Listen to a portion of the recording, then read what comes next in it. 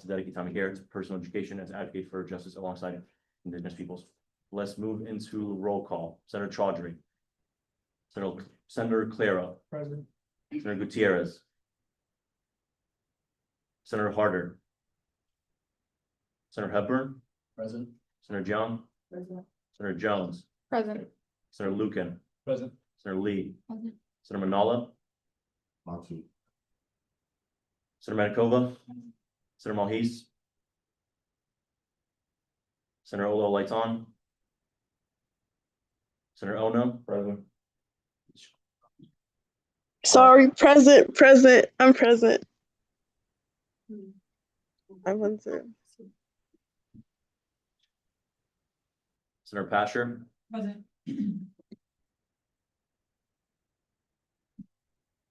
Senator Reese. Senator Shurkin. Present. Senator Sundarejan. Present. Senator Tham. Present. Senator Toledo. Present. Senator Wang. Senator Wahidullah. You want the agenda on the screen? Yeah, the audience can see. Do we need to do that as well? That's Holly. Holly, could you please put the agenda on the big screen or share the screen as well? Yes, absolutely. Thank you. If you guys could remind me that there are people on Zoom, so we fully record those, that would be great. Let's move into excused absences. Senator Wahidullah? There's been a motion to excuse Senator Harder for the duration of the meeting. Is there a second, Lucan? Second. There's a second, now discussion. Senator John? Question has been called. The judge call the question. Judge like consent. Seeing none, motion passes. He's excused. Senator Tham? Motion to excuse Senator Chaudhry until 7:30 p.m. It's been a motion to excuse Senator Chaudhry until 7:30 p.m. Is there a second, Senator Ono? Second. For a second, now discussion. Wahidullah? Call the question. The question has been called. Does the judge call the question? Any objection by consent? Seeing none, motion passes. Senator John? Excuse Senator Monkey until 7:30. It's been a motion to excuse Senator Malhis to 7:30. Is there a second? Senator Ono? Second. There's been a second round of discussion. So Wahidullah? Call the The question. question has been called. The judge call the question. Any objection by consent?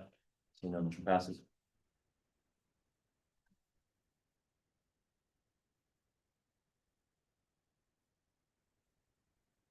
Second, please.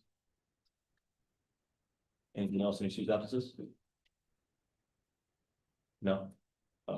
Let's move into acceptance of proxies. Would someone? Yeah. Wiley Carver, Motion to accept Glenn Cover as proxy for. Senator. Manala. There's been a motion to accept Wiley Carver as a proxy for Senator Manala. Is there a second, Ona? Second. Is there a second round of discussion? Wahidullah? Call the The question. question has been called. The judge call the question. Consent. Judge like consent. Seeing none, motion passes. It was John Ona. No. Yes. Lisa. Yes. Appreciate it. Anything else for proxies? Amazing. Okay, let's swiftly move into external reports. Are there any chancellors representatives? No. UCPD representatives. Present. Chief, please come up. Sorry? Please, if you want to come to the podium. Sorry, it's usually routine that, yeah, there are no speaking agreements. There's no set time limit for you. Essentially, how it works is you provide the report you have presumably planned, and then the senators are able to ask you questions.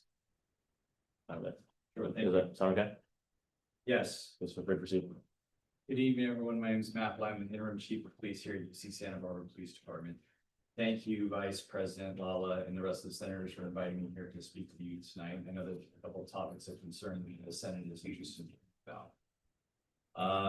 Let me start with a little bit of my background. I'm a UCSB alumni, graduating in 2006, history major here at UC Santa Barbara. I've been with UCPD for about 19 years. Some of you may have interacted and worked with Chief Yao in the past. He retired in July, so I've taken over while we have a nationwide search for the permanent role for the chief of police to be filled. One of the topics of concern and consideration tonight that I've been asked to come and speak with you all about is the present UCSB bicycle safety and enforcement campaign on our campus. Because this is a holistic and tiered response with multiple stakeholders involved, there's a few other representatives from the university here with me this evening. that I'd also like to invite up to speak. And if it's okay with the Senate, I think some historical context is important for this Senate to be aware of as far as what led us here to present day, as far as where we're at in the education enforcement campaign aspect of this effort. Is that agreeable? That's fine. Mr. McPherson, would you like to lead us off? Good evening. My name is Gary McPherson. I'm the Vice Chancellor for Administrative Services, and thank you for the invitation to come speak with you tonight. As Chief Bly indicated, I'd like, if it's all right with you folks, to break this down into 4 different areas or segments. The first is kind of how did we get here?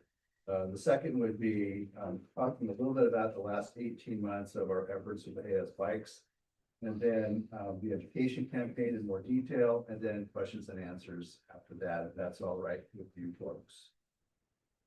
Having said that, over the last 18 months, we've worked regularly, monthly, and through the summer with a lot more meetings than we had the previous 8 months with AS Bikes, with our associated students, with our Vice Chancellor of Student Affairs, his staff, UCPD, and our planning department, planning budget, I should say, department. Each of those folks will represent their portion of tonight's program, if that's all right. And we're going to start off with the how did we get here? And so to address that matter, I'm going to have a member of our planning staff come speak with you in a few moments. And he'll address kind of what the impacts of the ILP building were on the existing bike path, what the plan is as we go forward, and the timeline associated with that. So I'm going to invite Josh up to the podium here momentarily. He will identify, or he'll introduce himself, which Vice Chancellor area or control point he works for, and then go into his program, if that's all right. Thank you. Josh. Gary. Thanks all for the invite to join you. So I'm Josh Romer. I'm the Director of Capital and Physical Planning on campus. So I work under Vice Chancellor Carrie Bierman. So she is the interim Associate Vice Chancellor and Capital Finance Officer for campus. And so in the Office of Budget and Planning, we're basically responsible for like long range planning for campus and then approvals and funding for individual construction projects. So as such, our office was part of the development of the ILP project, Interactive Learning Pavilion. And so I think we're focusing a lot on the portion of the bike path that formerly used to go to the ILP. So just so you know, the ILP was a project that was funded through state funds. We've been working on the project since things take a long time on campus. So since the 2013 or 14, working on developing a large scale building that had a lot of classroom capacity, otherwise the short on campus. So our proposed solution was to develop one large building that had a bunch of classrooms that would serve every different function across campus. Working with the state, we were able to acquire a bunch of state funds and contribute those with some campus funds to develop the project. It was close to $100 million project. It was completed in April 2023. In the planning for that project, the site that was located, that was identified on campus, was south of the library and north of where the psychology trainers are right now. There was formerly a bike path that went through that portion of the campus. So it's basically an extension of the Carlisle Mall bike path that went all the way to the science block. So as the building developed and as the planning solidified and the design solidified, relatively late in the planning process, there was some concern, and the best information we had available to us at the time was that there was potential for, because it's such a large scale building, block of seats in it, that at the end of the hours between classes, there'd be a large influx of students that are exiting the building, which is what we see today. That those would, traveling north out of the site towards the library, create potential conflicts with the bike path that was going east-west. So, in the absence of more specific information about exactly how this would play out once the building was installed, there was a safety decision that was made that there were going to be such conflicts between the bike path and the exiting of all these occupants that it was best to reroute the bike path to go south of the site. So instead of going directly through the site, it would go south to Houston Road and then loop back up to Science Lawn. That's why today, when you're riding on the bike path, you basically have to do a loop around this block, which is not dissimilar to a few other conditions on campus as myself a biker, that sometimes I lament, I have to take 3 rights to make what could have been a left, so. After the project opened in 2023, we were able to kind of have some lived experience and understand how, students actually did exit the building. And it didn't seem like the conflicts would have been that severe. So, the planning staff in my office worked with our consultants to determine whether it was potentially safe to have an east-west bike path reinstalled in between the library and the ILP. It looked like it was definitely functional. So we're currently in the process of designing a extension of the Parnell bike path that would again continue through the Science Walk. We are a good portion of the way through that project. I think the project manager is about 90% complete on the construction drawings. I believe they're supposed to be complete within a month, at which point we can get a cost estimate. And then campus will understand what it would take, basically reestablish a bike lane that would go east-west between the library and ILP. That's where we're at right now. So happy to answer any questions about that or other bike planning on campus. I'm not the most savvy person on my staff with the bike planning. I think that maybe some of you work with Sherry Hammond. She's very, very integrally involved in the bike planning, but I know some of what's planned. Happy to answer any questions again. I wasn't expecting there to be multiple reports one after the other, so would you all, have come together, would you prefer that we go one by one, or sort of everyone wrap up their reports and then direct questions to you? I think it might be best if we do the reports and then have a Q&A at the end, if that's all right. That's It completely might fine. make more sense to everybody and have a better cadence of the questions. Sure. Thanks so much.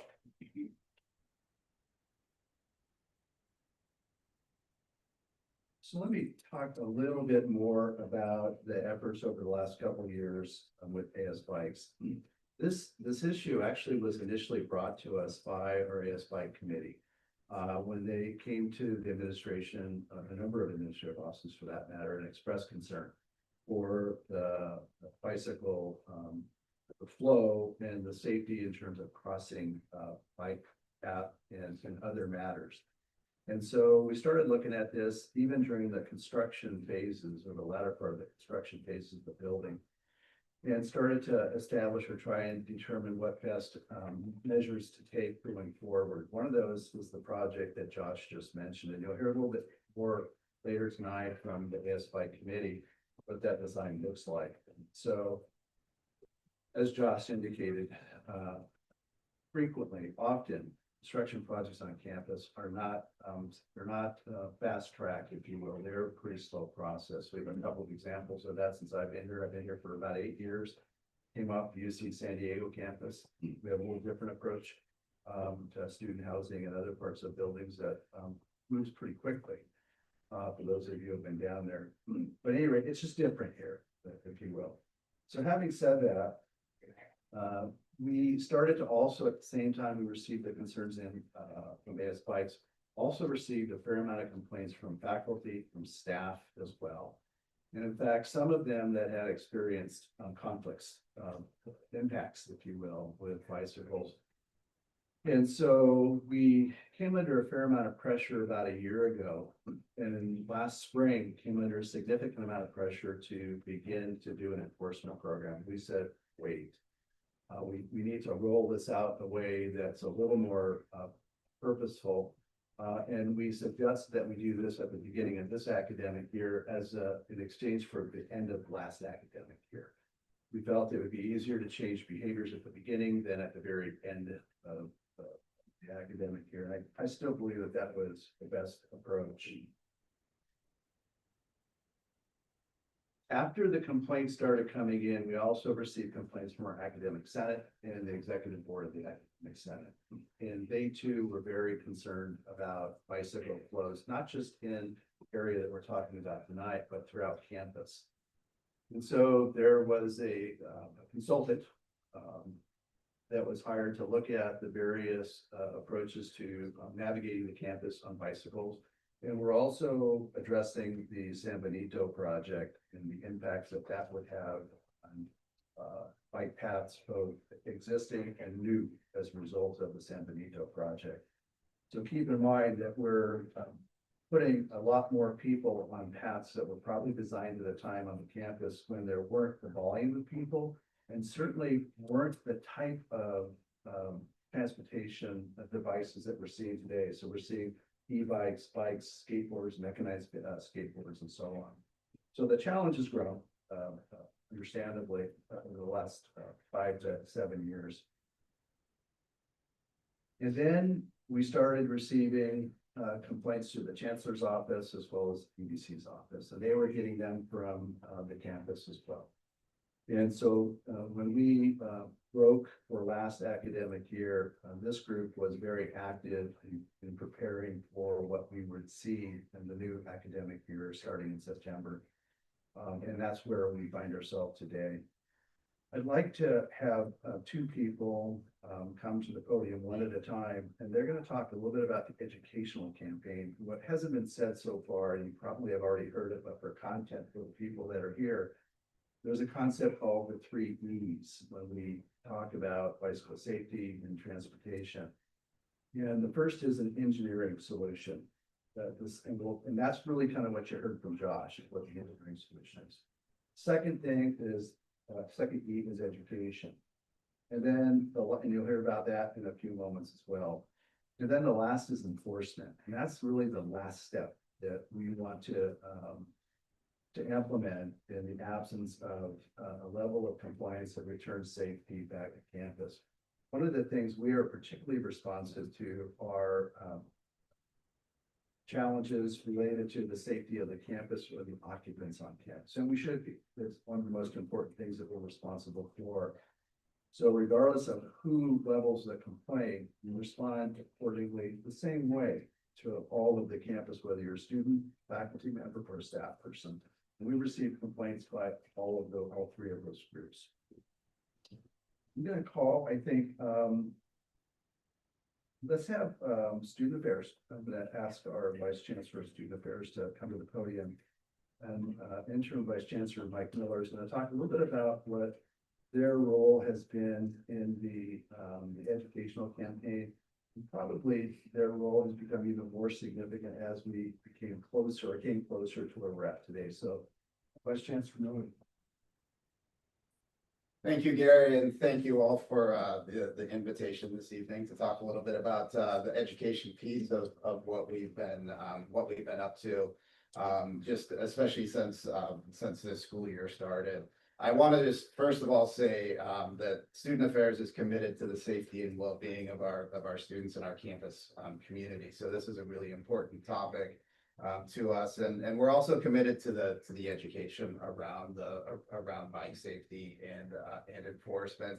And the education efforts that we have launched have really been in collaboration with our UCPD colleagues, and I think is going to talk a little bit more about those efforts as well. Public Affairs and Communication, our AS Bike Shop, AS Bike Committee, Graduate Division, and Housing and Dining. And I'm going to be fairly brief in my remarks, but I did want to just share that there's essentially 5 different avenues of communication that we've engaged in. One is social media and digital content, which happened. We launched that during the week of welcome. We're actually currently in the process of creating videos around the different topics, including enforcement, bike etiquette, roundabouts, safety and law, and e-mobility. And yours truly will be on the video for those, so keep an eye out for them on social media. We're currently in the process of filming those. Those will go out weekly throughout the quarter, all the way to week 9. We also have a web and online presence. So through wellbeing.ucsb.edu, there's a new website that is full of helpful hints, resources, and information that we hope that the campus community will access. Also in our inventory of communication has been digital signage and on-campus visibility, mostly through Storkey's Digital Daily and Did You Know signage. So you've probably seen those around as well. Email and internal communication. So on Friday, there was this last Friday, I believe that was October 3rd, there was an email that went out co-signed by me, Vice Chancellor McPherson, and Chief Bly. I'm kind of outlining what the process would look like. And then also media and external outreach. So again, we're partnering with multiple areas on campus to really try and get as much messaging out as we possibly can. Would certainly be open to other suggestions that this group may have about how we can spread this information more broadly. And look forward to any questions you all may have at the end. Thank you. Thank you, Mr. Miller. We want to invite Interim Police Chief Matt Bly to the podium next to talk a little bit more about the educational campaign for the police department. This is a group that we engaged very early in the process because of the nature of the topic. And Matt will talk a little bit from that. Thank you. Thanks, Gary. Hello again, everyone. Okay, so I first wanted to just address what the overall desired outcome of this effort is from the UCP perspective. And the desired outcome is the change in behavior and really voluntary compliance as far as addressing the safety concern that exists specifically in the area of the ILP and lowering the probability of bicyclists interacting with pedestrians, i.e. a traffic collision with a bicyclist running into a pedestrian. The second area of concern that has been addressed over the last several months is the walkway that runs north to south between the education building, SSMS area, which connects kind of the bike path to the ICA and the crosswalk there. Everyone can kind of visualize that. So those are the two areas of focus for UCPD through this education and enforcement campaign. So again, the desired outcome is voluntary compliance, a change in that behavior, and again, reducing the risk of bicyclists crashing into pedestrians in these specific walkways on campus. The end state and the desired outcome for the police department perspective is to not have our officers go out there and write a lot of citations to address this community concern.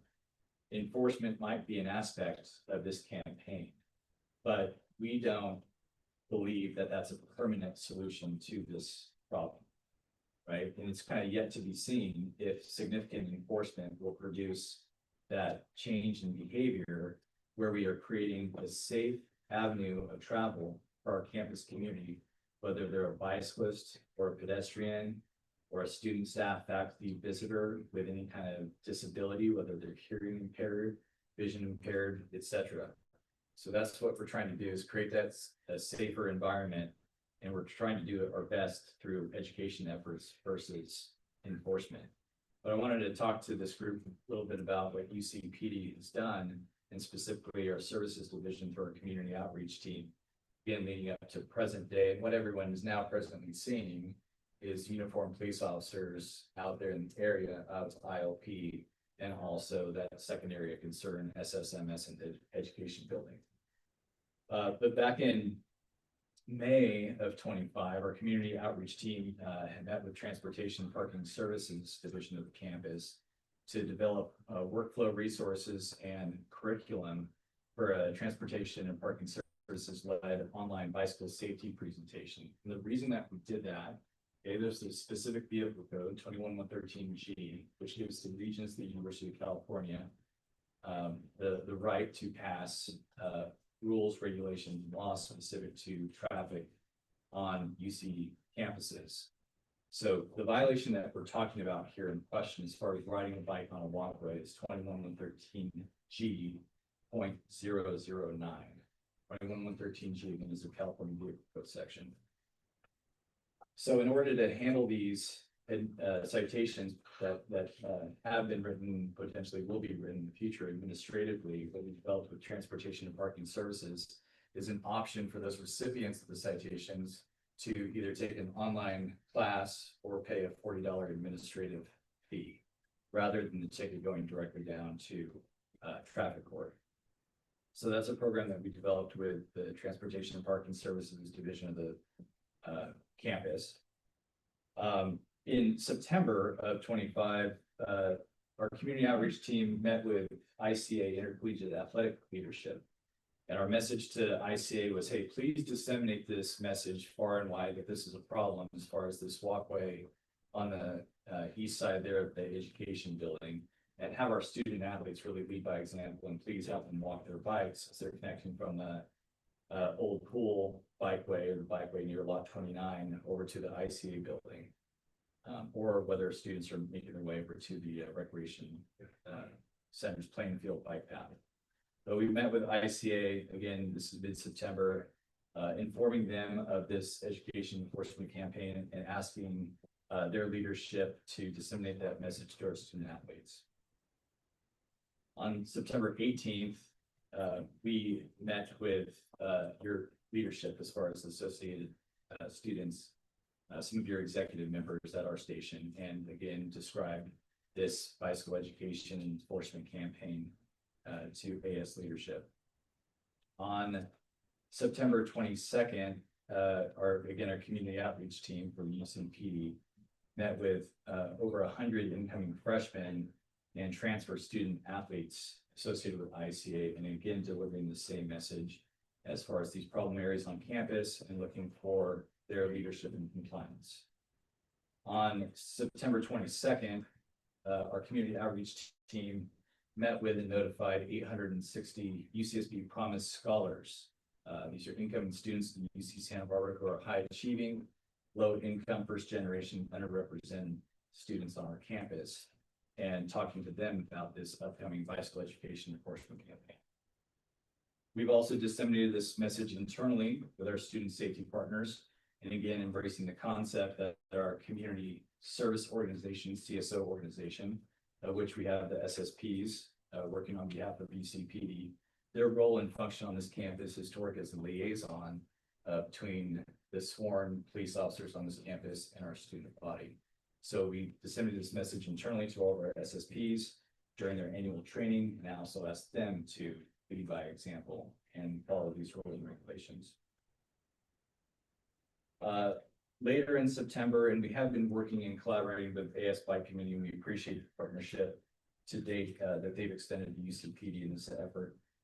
One of the things that we did was extend an invitation for representatives from the AS Bike Committee to join UCPD officers in these two problem areas to talk to students, not from the lens of the police department, but from the AS Bike Committee, and perhaps receive a different form of messaging rather than from a uniformed police officer, one of their peers who represents that community on our campus.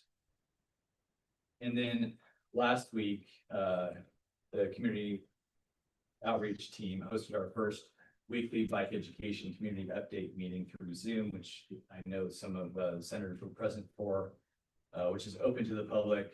And we built those out, and these are weekly meetings to give community members space to discuss this campus-wide education enforcement effort, to share ideas, resources, and give feedback to UCPD on, again, how we can reach that desired outcome, voluntary compliance and change in behavior, promoting a safer environment over these two areas of concern on campus. So that's some of the outreach that the police department has done to date, up to present date, as far as in association with this education enforcement campaign. When it comes to enforcement, and I know that this has generated some campus concerns, some questions for UCPD, I wanted to provide you with some data. So our enforcement, our education campaign started in mid-September, I think September 15th. And prior to that, we also had our community outreach team and our patrol supervisors conducting in-field assessments. And part of these assessments, and you've probably seen them out there, was to give our recommendation regarding a signage campaign associated with this educational effort.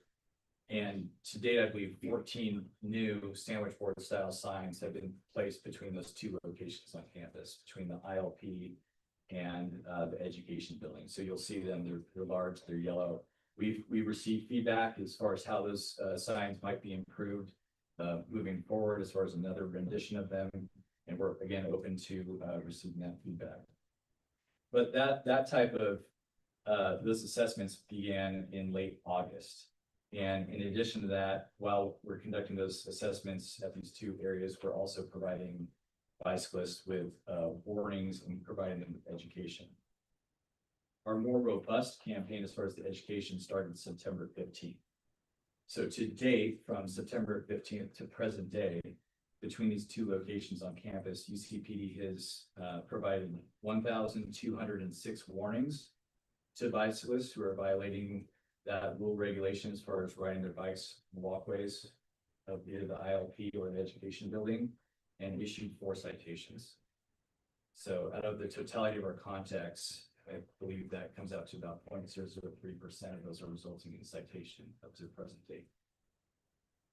The point is that we have been very much focused on the educational aspect of this and providing students, staff, faculty, visitors, whoever it is that's riding their bikes in those areas with warnings versus issuing them citations.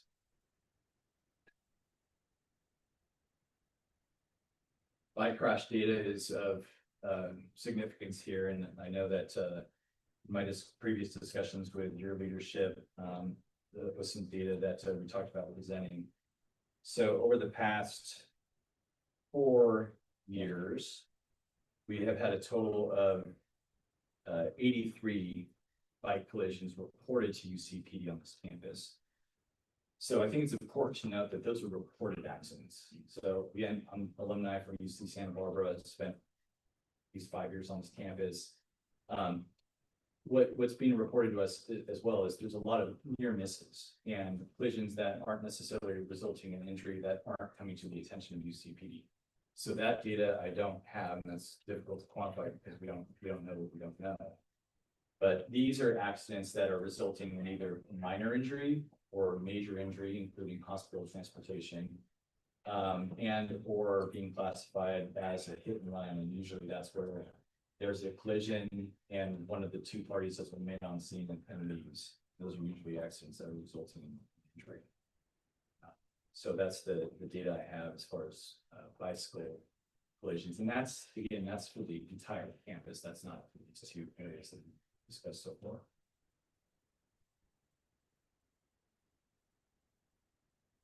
Let's see if I had any other information to present in this segment here for you.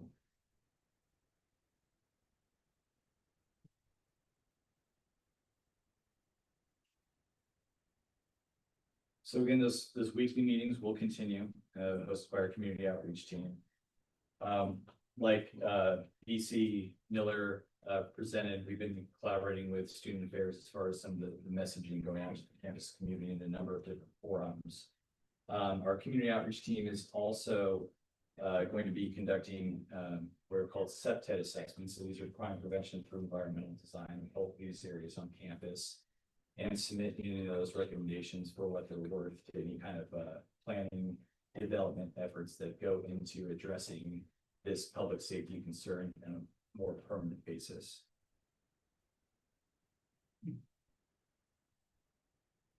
That's about all the data I had. So I'm sure there's going to be questions for me, but before we get into questions, I'll turn it back over to Gary McPherson. Thank you. So let me conclude with just some anecdotal information that I included earlier. But when we first began looking at the site that has drawn a great deal of attention, as it should, that breezeway, if you will, between the library and the ILP, we met a number of times actually on site. And as we did that, we saw collisions happening in front of us. Some of them we heard first, but others we saw.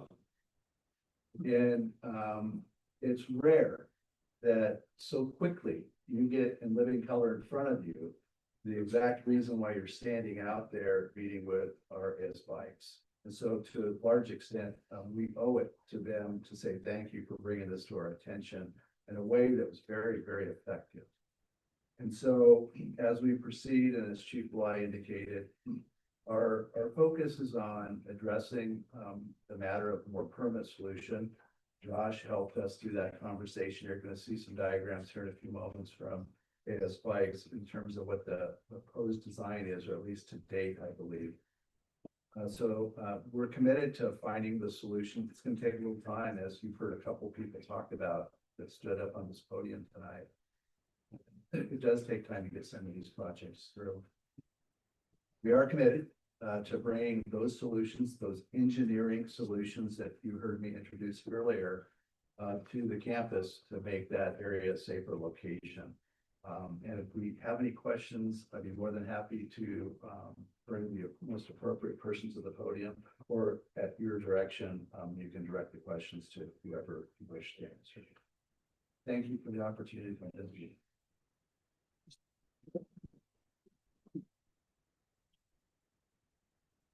Okay, thank you all. Do we want to do questions in the same format? So maybe the chief comes up first, we ask you questions and down the line? Amazing. Okay, senators, feel free. Senator Lucan? Thank you, Chief Bly. We appreciate you coming in and sharing data with us. I was going to ask about data. I think that's a key piece because that's something we can help disseminate to the student body to make them aware of why this is happening. Obviously, a big issue is not the fact that this is happening, it's the optics of it. Students see other students getting talked to for riding their bikes where they've always ridden them.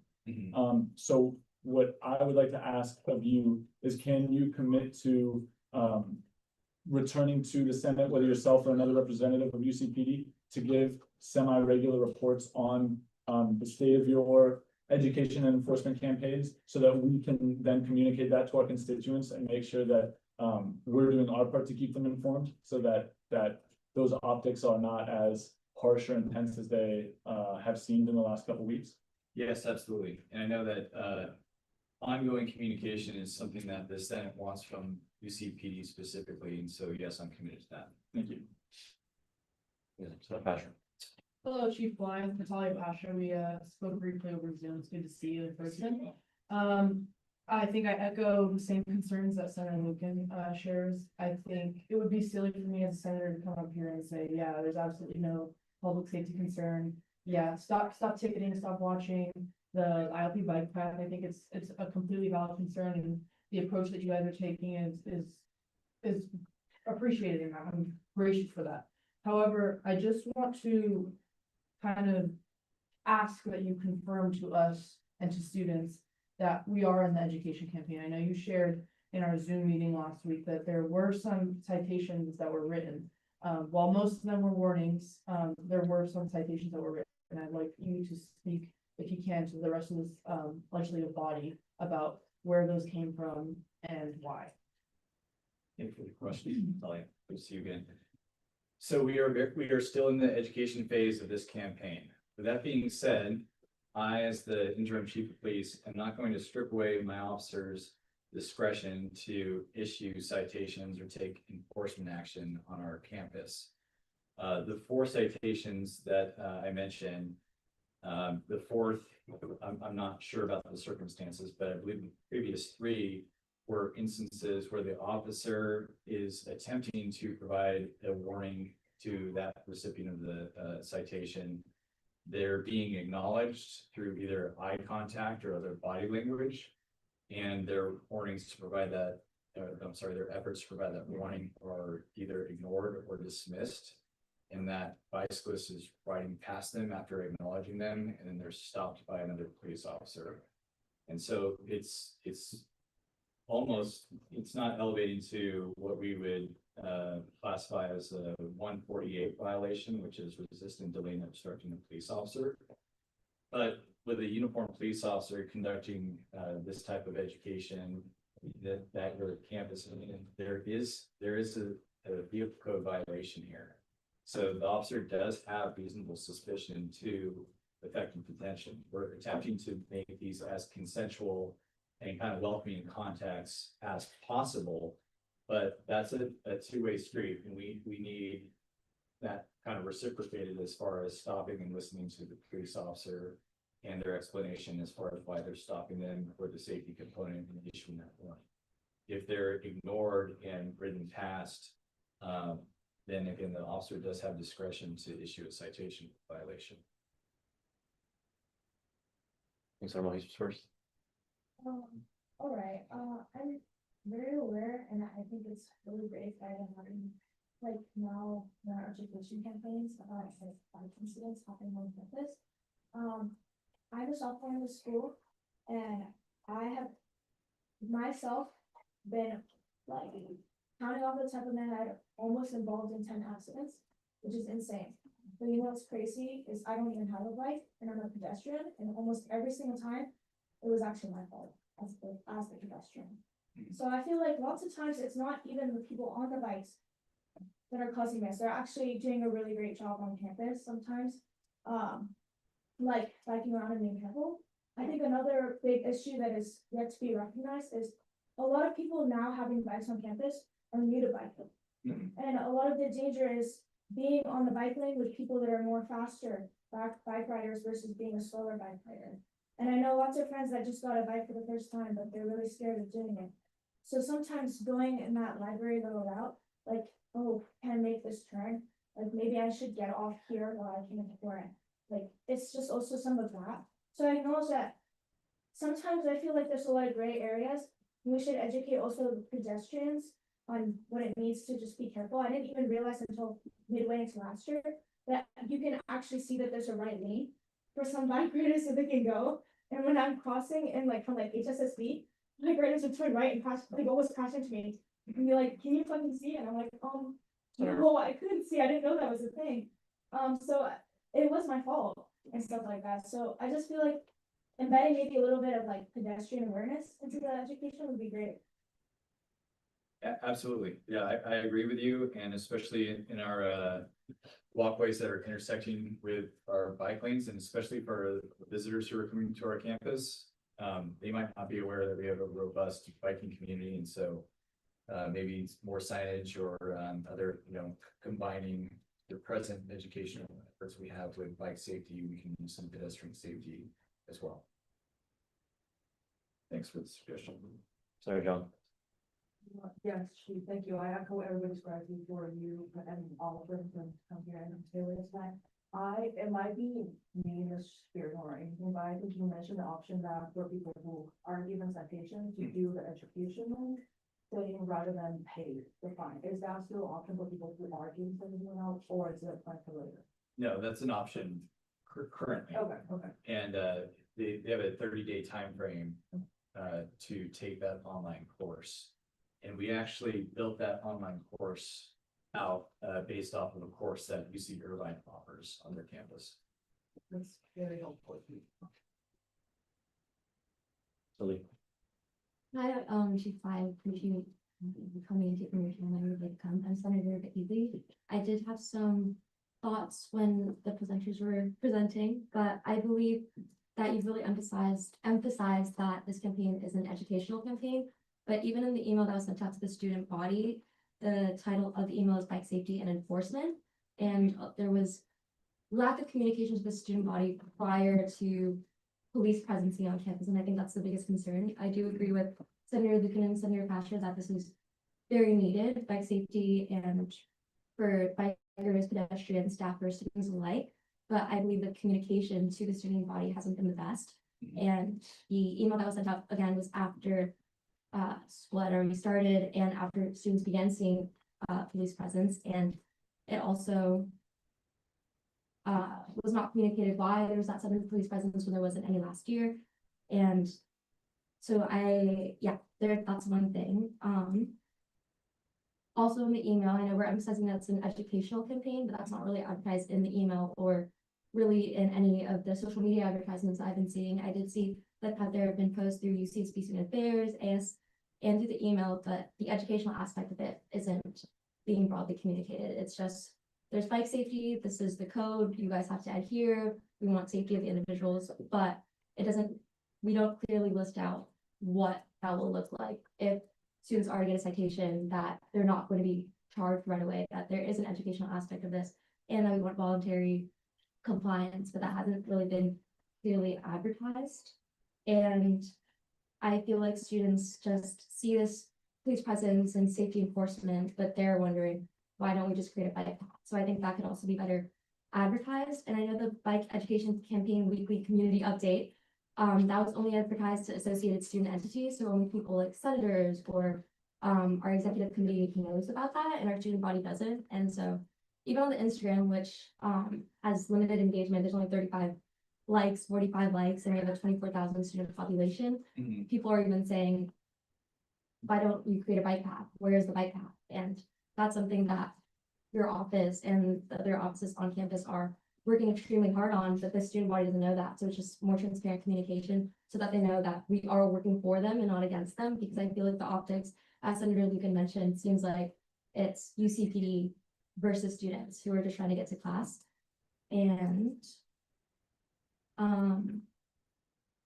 the communication to certain groups was much appreciated, and I know you wanted students to lead by example, but based off of your data, you said there was 1,200 citations given out so far, and it's only been Sorry, Sorry. but yes, over 1,200 warnings. warnings, sorry, 1,200 warnings being out so far, and the people that we communicated with, the 800 promised scholars, 460 student athletes, is around 1,200. Sorry, yes, 1,200 students out of our 24,000 student population, and that's also like 0.04% of our student population that is aware of the new bike policies. And in terms of the signage, I feel like the signage, again, doesn't really emphasize the bike education aspect of it. It's just walk your bikes for the safety of people. And then besides that, it's just as a student perspective, all I've seen are the emails. I haven't been on social media much.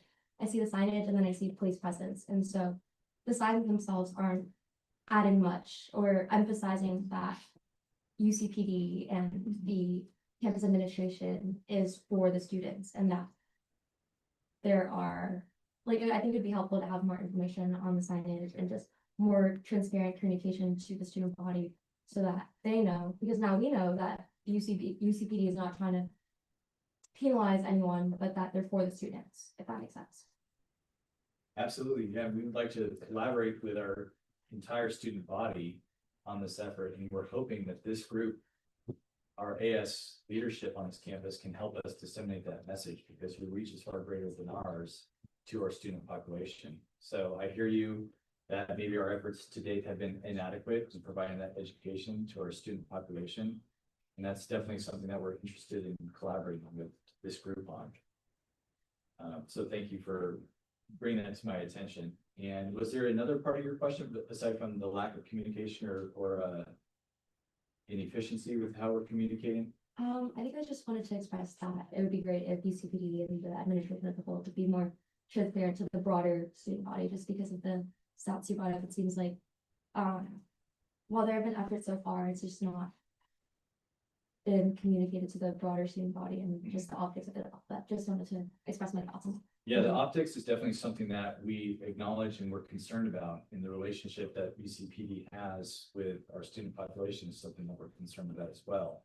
And with public safety, whether it's this bike safety issue that we have, or other, property crimes against persons, threat assessment cases, etc.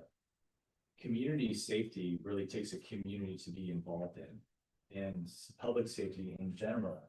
While we are the focal point and the most visible component of this campus, in regards to campus safety and public safety, it really takes an entire community to build a safe environment. And so again, whatever effort we can have as far as collaborating and getting that message out, we're interested in, and clearly communicating that it's not UCPD against our student body.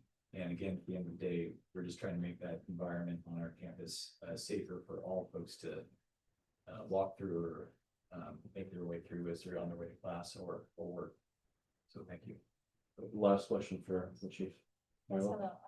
My name is Senator Himola Hidela. First, before I go into my two brief particular questions, I want to say thank you again for coming here today. Your communication here, as well as your presence, is very appreciated today. I just have two particular brief questions, just to hear a little bit more of an expansion towards the efforts you guys have been working on, and just seeing a little bit just more about some touching on the particular practice that you have all been doing. It's great. It's good to hear that you guys have been doing a lot of extension of educational efforts towards the collective student affairs, as well as collaboration with the bike committee, which I think is very necessary and stuff. I just want to hear a little bit more in particular if there has been, because due to the fact you guys are creating a lot of more qualitative, a little bit more of the statistical data coming towards this initiative and stuff. If you have been participating or collaborating on other alternative safety policies, for example, when it comes to the engineering particular component, as they mentioned, I think in the earlier discussion, how they're in a little bit, already in the 90% developmental stages coming towards the bike, particular path, that if there have been any conversations or any expansion, if you could assist at the UCPD also, particularly assisting in those areas as well, with the engineering components, with the data you guys have recently collected with the bike committee, or just any ways you guys have been assisting in those areas of engineering as well, to maybe help expedite or support this initiative. And second question is actually that, seeing any alternative extensions about of you, not only communicating with the bike committee, but have you also been communicating with maybe alternative existing organizations on campus with, marketing or outreaching towards this educational policy, aside from the student affairs of the bike committee? Just as you mentioned earlier before, we do have many resources within associated students that can help provide assistance towards you. For example, I work in the liaison committee, which is in jurisdiction to many organizations and associated students, as well as the outreach committee that we have that does help, when it comes to assisting with the student body. Just wanted to hear if you have been communicating with other groups too regarding the educational advocacy as well. So I'm hoping thank you for your question, by the way. I'm hoping when VC Miller comes up, we can go a little bit more detail as far as the outreach through the student affairs kind of media campaign, including the Digino signage is in our housing facilities, etc. But we would certainly be open to our community outreach team collaborating with you and your colleagues here, and really receiving access to kind of promote this message out far and wide to our student body. The fact is that we at UCP don't have real robust social media campaign component to our services division, simply because we don't have the resources to adequately manage that 24/7. But so yeah, there's other social media groups and stakeholders that we can collaborate with. We'd certainly be interested in that. As far as data and engineering goes, so those conversations have been ongoing for months, as Mr. Garrett Pearson mentioned. And so I wasn't present for some of those, but certainly any data that the campus needs from the police department regarding collision data and or warnings that we're seeing. An important piece of that data is that I didn't present, that I wanted to share with this group, is in late September, there's a 4-hour segment where our officers were out at the ILP. Within 4 hours, they provided 203 warnings. So that kind of speaks to the volume of bicycle traffic that we see in that kind of ILP corridor. So any information that the police department can share as far as data that would support any planning, design, or engineering efforts, we'd be happy to share with any campus entity. As well as I had mentioned in my previous comments, our community outreach team will be conducting a crime prevention through environmental design assessment of that general ILP area, as well as the education building. And we'd be happy to provide that report out to our planning partners on campus as well.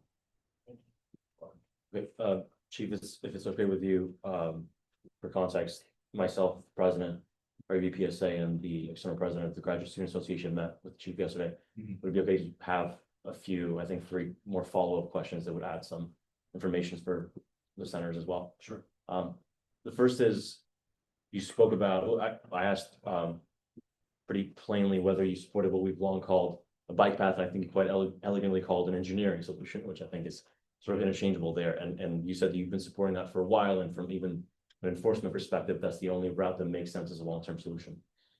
I brought up that in conversations with students and senators and other members of the association, a huge concern is where the funds from these citations are going towards, even if they're limited. And you indicated that those funds would not go to UCPD, but would rather go, I think it seemed you were not certain, but it seemed like they would go to the transportation and parking services. Regardless of which entity it actually does go to, would you, as you committed to supporting the engineering solution we, I think, are on the same page on, and considering that funding will be a crucial concern, so the bike committee has been allocating funds as much as possible for the construction of this project, and some collaboration with the administration, which we're really looking forward to conversing with the director especially. But it's a huge and continuous issue on our minds. Would you be willing to commit to supporting the fines, which at the end of the day have to be issued by UCPD, going into a specially allocated fund that would go towards the construction of the bike path project, and thus relieving the problem that your enforcement is trying to solve in the first place. Thank you for your question. So a couple thoughts on that question. One, transportation and parking services are taking on additional tasks associated with this effort. And especially in the hypothetical scenario where UCPD is issuing more citations than what I've presented this evening. So as far as the processing of those citations and the coordination of online course, it's taking on additional duties from that department. The other thought that I have is, again, the goal here is to not generate a tremendous amount of citations and $40 fines that would go into whatever funding that the campus chooses for those funds to go to. Right, that's, again, I want to take us back to that's the goal here. That's our mission, is to get voluntary compliance and change of behavior, and they're not to be in need to issue citations. And I'm really looking for thoughts and suggestions as well from this Senate as far as how we can do that. But to answer your question directly, no, I would have no opposition to those $40 fees going elsewhere, including and support of the planning, development, and construction like that. Do you think it would be a sound idea? It would be one you'd be willing Yeah, to sorry, support a that was a conversation? long-winded answer, but yeah, I wouldn't be opposed to that. You want me to say I'd support it? No, No. that's, you I can. certainly wouldn't be opposed to it, but I don't know that's my call at the end of the day. Right? Yeah, that's all I was asking, whether, in conversations with, because this was a cross-departmental effort, whether you would be on the side of, thinking that that's a potentially a reasonable solution. Also, I want to acknowledge that we don't have a representative from TPS here tonight, so That's I'd like unfortunate, to have them be able to answer and kind of give some thought on that question as well. Yeah. But I certainly wouldn't be opposed to it. Sure. The second question, I think a clarifying one, which essentially only I had, but I suspect probably not. So you've made clear that in this educational period, and even in the meeting yesterday, it was made clear that the goal is not to have an educational period and then go into this, it's just open season and citations all over the place. It's actually to have the educational period and not need to go into a strictly citing many students, but rather the voluntary compliance route. But once it runs up, this module option which is currently available to students, will that still be available? Or once you've been cited for the $40, you have to pay it? There's no way out of it through the module after the educational period has elapsed? Thanks for the question. No, the educational module would still be available. It's an either or. There's actually 3 options within a 30-day period. The recipient of the citation could pay the $40 administrative fee. The recipient of the citation could take the online course to adjudicate the citation, or the recipient could choose to go to traffic court through one of 2 venues. One, wait for the 30-day period that's been allotted to them to take care of the citation internally and administratively to lapse. In that case, citation goes back to UCPD records and is sent down to traffic court. Or they could choose to go in front of a magistrate, which is everyone's right to do so, and talk to a judge about the citation. Yeah, and my final question, I think an important one. This is something that has figured prominently in conversations among students, and I think even some student reporting on it, is crime in Isla Vista, which has had it has not followed the national trend of decreasing since COVID, has rather gone in the opposite direction. And this figured in our conversation yesterday as well. And I fully sympathize from a managerial perspective that for you, it's neither fun nor the best route to be allocating resources and manpower to staffing the ILP and library bike path, when you could be using those hours and those same uniform officers to be staffing, let's say, late nights or potentially dangerous situations in Isla Vista and around the community.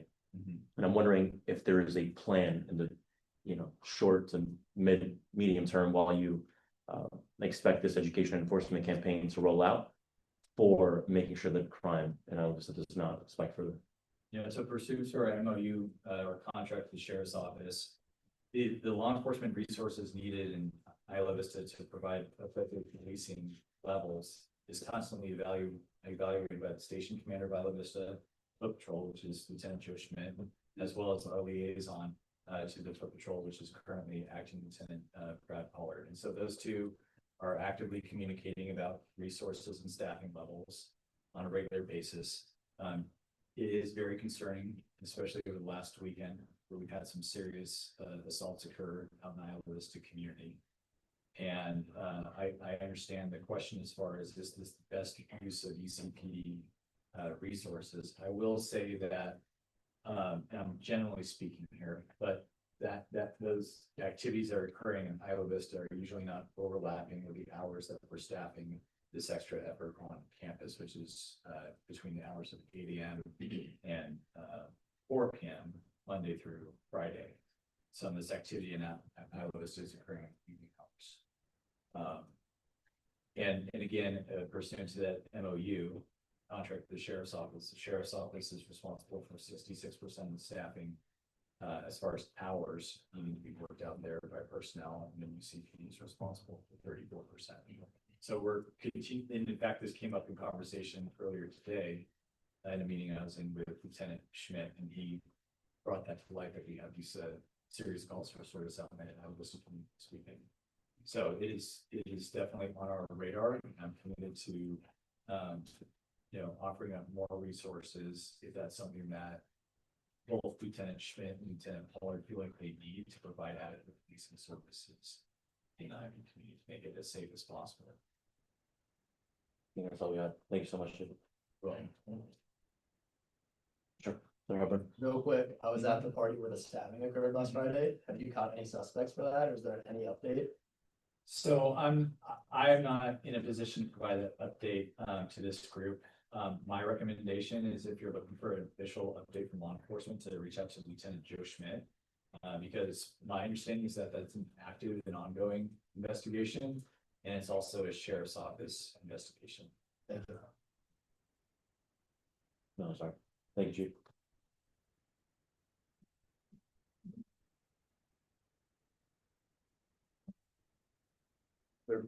I think you were next. Should we just go in the line of minutes?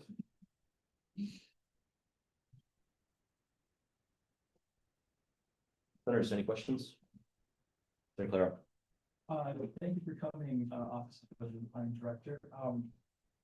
First of all, I think notwithstanding all of the concerns from the senators that represent the larger biking population in UCSB, I think the fact that the combined presentations from Chief Matthew Vai and the Vice Chancellor and you as well, complete with the historiography about the IOP, and like statistical data along with like arrests and warnings, it's pretty impressive. I think that this informational campaign, the fact that it has an educational phase, I think that's also pretty commendable to pedestrians in UCSB. And I think that the communication towards this education campaign has been lacking. But I think the fact that there is infrastructure for it is planned for an education campaign, that alone is pretty impressive, but just comment. Thank you. Yeah, let's take the questions, Avila. Senator Lucan? No, Lucan, thank you, Vice Chancellor McPherson, for being here. Similar question to what I asked the police chief. Maybe this by extension is for the Vice Chancellor of Student Affairs, Mr. Miller, as well. Can you guys commit to providing this body regular updates on the progress of the bike path, where it's at in planning, development, wherever it may be? Yeah, can you commit to that? Absolutely. Yeah, there's no question. We've, when the S Bikes comes up to speak, I think that they will speak to the fact that we've been very productive about that. From the very beginning, I think we have supported engineering solution. And it's a matter of what that was, which is taking the time on the design, and the how to pay for it part is going to be up to our budget office in terms of how that works out. But yes, that's what we do. That our job is to communicate and do the things that you just requested. Thank you. Pastor. Hello, Mr. McPherson, Senator Natalie Patrick, it's good to see you. I guess that's up there again, sitting up and down, so sorry about that. But I guess I kind of wanted to hear more about your experience at UC San Diego. I love UCSB. I think UCSB is a great campus, and it's a little disheartening to hear that you think things move a little bit slower around here. They do. They do. So I'm wondering, myself as a senator, I like to be objective about what I ask and what we tackle. So what is different? How can we make things not so slow? I guess how can we speed things up? And to that point, UCSD has a beautiful campus. So I think, would all love to have things get done faster. I think that is a frustration for student and point of contention for myself. So if you can elaborate on how UCSD is ultimately better at that than us at that point. Yeah, great question, and happy to, part of it's just the culture of the campus. This doesn't happen 1 year, 2 years, 3 years, it happens over decades. It's what establishes the culture of a campus. And you can probably go to each of the UC campuses, I do, and see slightly different approaches to what it is that we all do. In our case, the amount of development dictates generally how quick you can do it in the future. So the difference is how many buildings have we built in the last 20 years? How many student housing units have we added? Or how many haven't we? And so when you look and compare that with other campuses, and the San Diego campus in particular, it's no secret if you drive by that campus on the freeway, you see multiple high rises of student housing that are going up right in front of you. It is an impressive thing to watch. And the pace is very quick, and so is the funding. So let me not leave the topic without funding discussion. Of the 10 campuses, roughly half of them, let's just say, have medical centers. Those medical centers provide funding resources for the campus. And so the ones that don't start and end their day with slightly less, or maybe in some cases, a great deal of funding. And so the campuses that have that level of funding can move more quickly through the process, and you'll see the changes. Now, having said that, in the most recent year, the medical centers are coming under pressure from federal political, financial rules, regulations, impacts, presidential executive orders. And it's not quite as beneficial as it used to be, but it still is. Think about how campuses will generate funding. And one of those is through their schools of medicine and their medical centers. San Diego has 3 medical centers. Well, fairness. One of them is one of the most state-of-the-art buildings that you'll ever see. It's right off the freeway. It looks like a camshaft for the folks that are into mechanics. And there's three hospitals in one building, basically. So when you start your day with those kind of resources, then you probably will end your day with resources and the ability to be very, very agile and move quickly on projects. Chairman. Sure. Yes, my grandma, just for some personal sentiment, my grandma was treated at the UCSD Medical Center, so I highly appreciate it. I've done my due diligence spending time there, so it is a beautiful campus. I think for myself, as a senator, is there anything that you could point me in the right direction of how, I know this is an extreme project to even consider tackling, but if you had any direction on how we can bring this to UCSD, what would your direction be? So the professional schools, like the School of Medicine, and in some cases law schools and some of the UC systems, are generally not the path that this campus has traveled. And so they have targeted, there's different levels of interest. Neither are right or wrong, they're just different.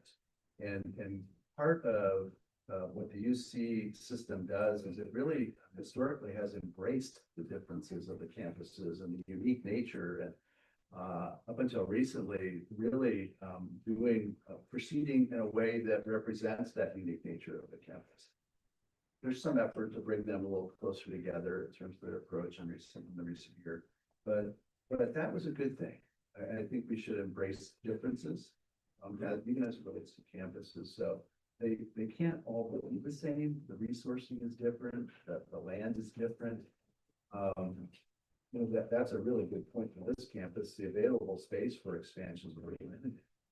Down in the south, you'll see there's both sides of the freeway and a $2 billion transportation system called the light rail trolley that transects the campus.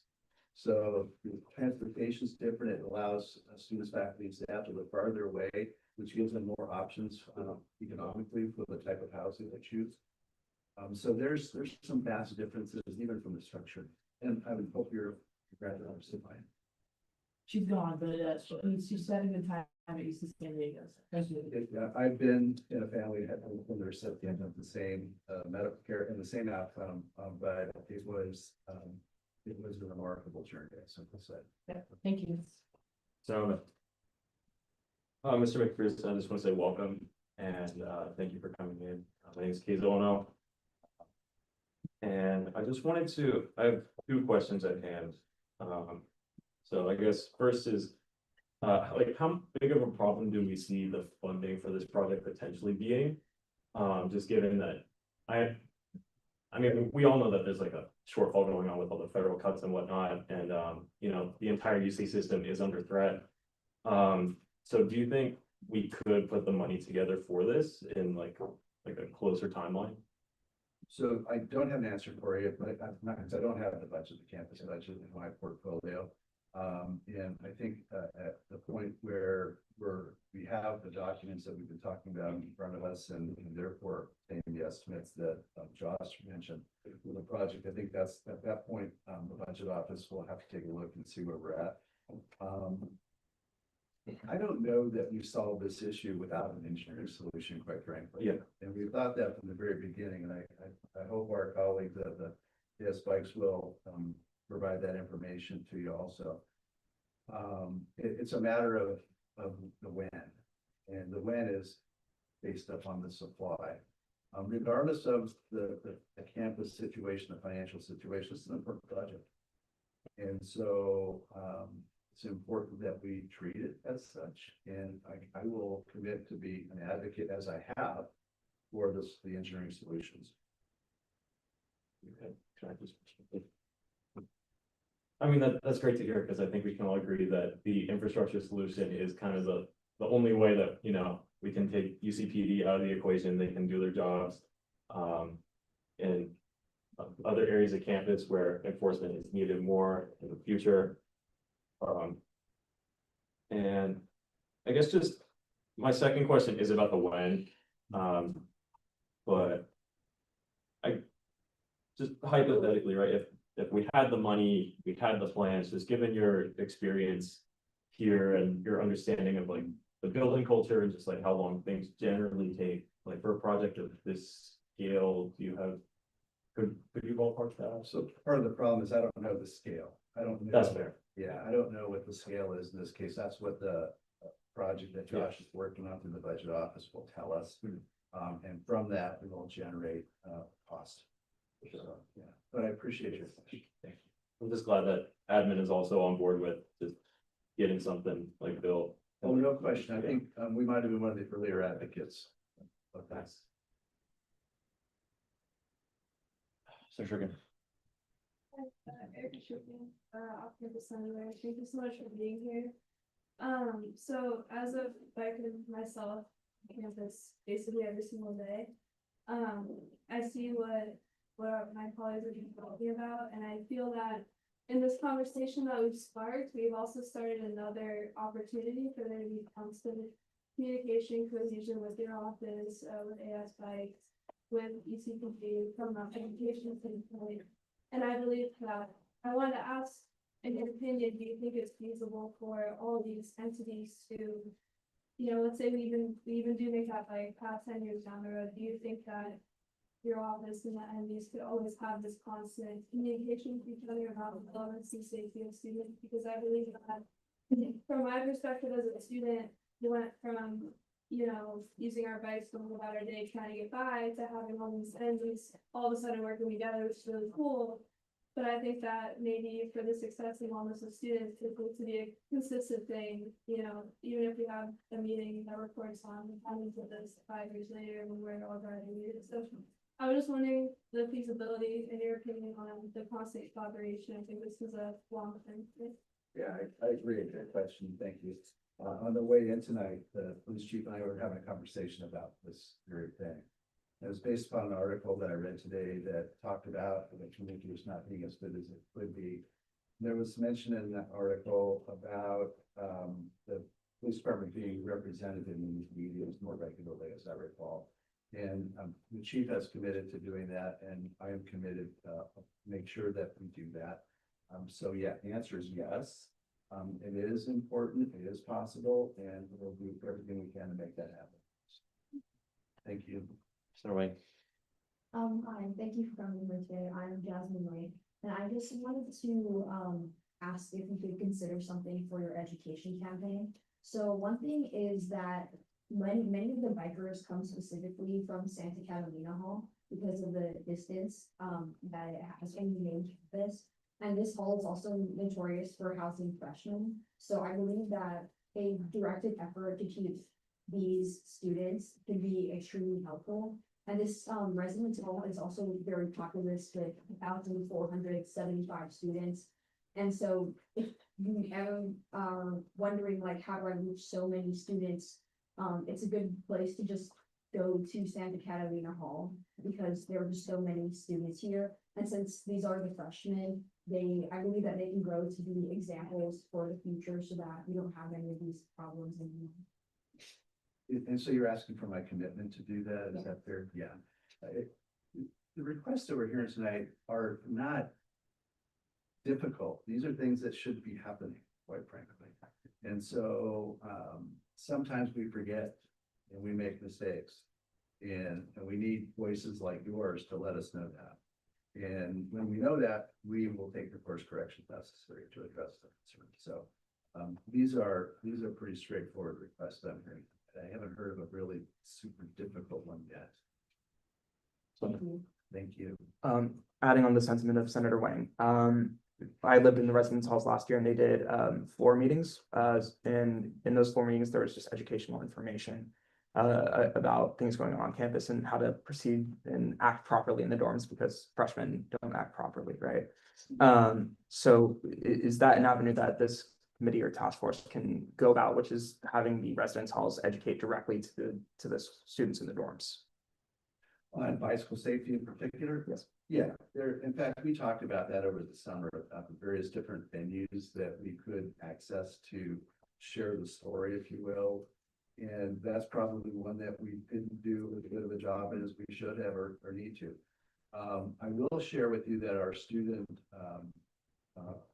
housing and dining population or employee group is pretty state of the art by comparison. So I've mentioned what we're a little slower. I gotta tell you, I think our housing and dining operations are at the top of the heap in the UC system, at least one of the top three.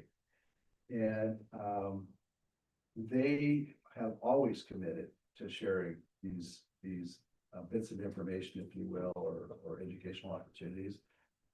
It's a matter of hearing the desire to have them sometimes. And so I can commit that they will do that. I will have that communication with our Associate Vice Chancellor of Housing and Dining, Lily Brown, who has been in the system longer than anybody else in a housing environment. For those of you that know him, remarkable man. And I'm certain based on what I know about him, he'll take this in place. Fair enough. Sorry, I have one more question here, but I was just curious here, would the UCSB admin be amenable to, let's say, committing to a infrastructure solution and advertising that within the safety campaign that's currently ongoing? Because I think a lot of students would be more amenable to this current solution if the university could commit to the long-term, the pact, right? I think reassuring people that this is a temporary measure on the way to the full construction would go a long way. Yeah, I think that's right. And when we started this campaign several years ago, almost just under 3 years ago, actually, we always knew that we needed 3 solutions. We needed an engineering solution, we needed an educational solution, And if we were really rotten at both of those, we would probably need an enforcement one. And so, we, from the very beginning, knew that it was unlikely that we would achieve the outcomes that all of you want us to achieve, and we want to achieve without an engineering solution. That's why, hearing tonight, what you will in a few moments, I believe, what that looks like, will really be helpful. And I think, even if you aren't, a student of design of engineering solutions, because most of us aren't, I think you're gonna see the value of what's gonna be put in front of you pretty quickly. Right, shall we move to that? Thanks so much. Really appreciate it.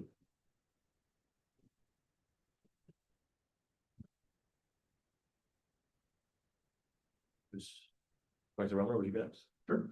Amazing. Rona? Hi, thank you for coming in.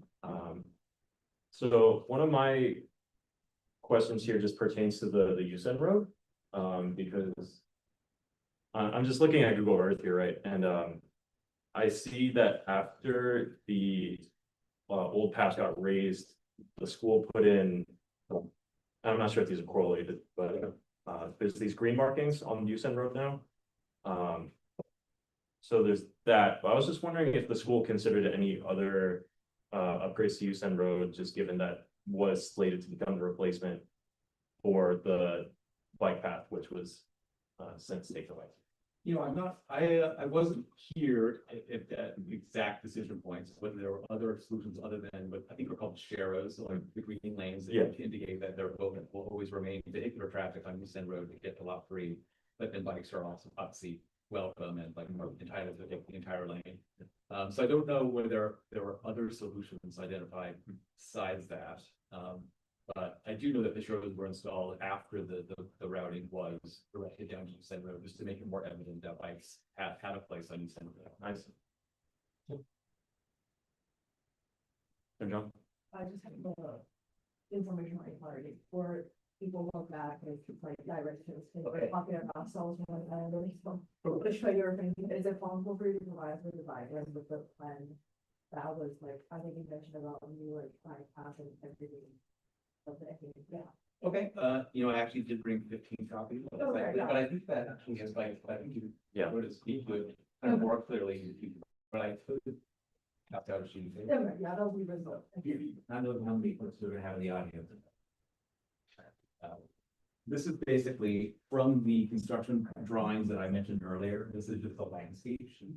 It's the very title sheet. There's a lot of detail on it. So it's supposed to be a whole plan set. But it basically is showing the overall delineation of where the placement bike path could potentially go. So it starts right near Music, when the parallel bike path turns south, forgive me. And so there's kind of an elbow in the bike path. And so, and then it would continue going east past that elbow, in between ILP and the Davidson Library, and continue on to Sylvan's Swamp, which is basically the route basically what the previous path. But I think you'll probably get some more information in the future. And if you wanted to see the more detailed plans, I can share those with AS staff, so you guys can all the more detailed plans. Okay. Certainly. Is this project then, able to be shared with the student body, or are we not revealing? You're that not yet final drawings, but they will be within a month. So I think within a month is when it's the time we'll be more comfortable, designating these are final construction. These are relatively well advanced. They're 90%. Great, thank you for your time. Joe? Real quick, I forgot that. Would it be, I know it's not finalized, but would you guys be open to accept even suggestions? If it was to a certain balance or unit to, present to your body, see if they have any thoughts. Yes. So normally for any major construction project on campus, there is a committee that, like a building committee or some sort of planning committee that is appointed by the chancellor or the appropriate vice chancellor that helps provide input, and then it always involves faculty, staff, and student representation. So to date, this process is moving in a little bit differently than we normally do. So there's not yet a building committee established. We've been working with Associated Students Bikes basically as the sponsor and the client project. At the point where it becomes a formal campus project we want to move forward with, there definitely would be an oversight committee that would be overseeing the project as the design is finalized and as it's implemented. Senator Manitoba? Yes, hi, I'm Vanessa. And so just wanted to address like what Senator Ono was talking about, like how Atchison Road. I think a lot of time like students might feel really intimidated by taking next to cars. And I feel like that might be also one of the reasons why students tend to go, towards like between ILP and the library. And I'm looking at some of the trainings that are out and I haven't really seen anything talking about biking next to cars. And I hope that's something that can be considered as well, because I know that's probably really scary for a student. I mean, like, I hate biking next to cars, Yeah. Yeah, I understood. And I think that in your colleagues' comments earlier about some folks are new bikers on campus, and this is a pretty intense bike experience. I mean, we have lots of visitors that come to campus from other campuses or consultants that we've hired, and everybody comments on what an intense bike culture is, which I think is a badge of honor, but it's also, you got to admit, the first time biker. So I think that makes sense. I think they're long-term education programming and working with bikes, thinking about how to operate on a USEN road on a shared basis. So it's a little bit different than the bike stuff. Understood. Thank you. Roy, Yeah, my name is Senator Ivan Juanita. Thank you again for coming to speak with us today. I mentioned a little bit towards my previous question, but if you could provide or just expand information wise a little bit regarding, as you mentioned earlier in your conversation, that this project of the developmental stage is around 90%, almost somewhat towards the completion around a month or so. That obviously it's going to be quite multifaceted when it comes to the timeline of this particular engineering process and developmental stage. But when this developmental conceptual stage is finalized with this map, could you maybe expand some information about the next upcoming particular steps regarding this engineering component and maybe just some of the upcoming challenges that might occur with this particular project and how maybe associated students with our resources can help and maybe assist when it comes to the next upcoming steps?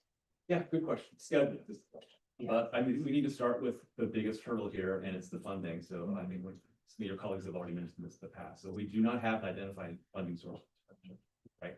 So, one of the characteristics of my office, I'm in the Office of Budget and Planning. And it's always the truth that we have 10 times more things that we could and should and need to plan for than we have budget to actually address. So on this campus, as the Vice Chancellor mentioned, we're resource constrained. We don't have the resources that many other campuses. And that's actually only been exacerbated over the last year or so with all, with everything that's happening. And we do have whole tranches of capital needs on campus. We have, more students than we had in the past with roughly the same amount of academic square footage, right? So we have need for new academic buildings. We have needs for student housing that we actually are addressing right now, but we have needs for faculty and staff. We have needs for deferred maintenance, we have needs for seismic repairs, and most of these are relatively unfunded, right? So we're always kind of scrambling and trying to figure out where to find resources to address all of our needs. So the funding is a big hurdle that we all need to figure out. And so, my office will definitely be, once we have an understanding of what the project costs of these projects, we are committed to looking at all the resources that are available to us to try and make it happen. So we recognize that this is an important item for campus to address. That said, if we won Lotto tomorrow, we had all the funding and we were able to designate all the funding for this project, I think a reasonable timeline after you have 100% construction drawings is that, a bidding process, we have to go through immense amounts of hurdles in a public bidding code. It takes a while to go out and bid, but it would be within a year, we could have somebody under contract to actually construct the project. And then construction itself,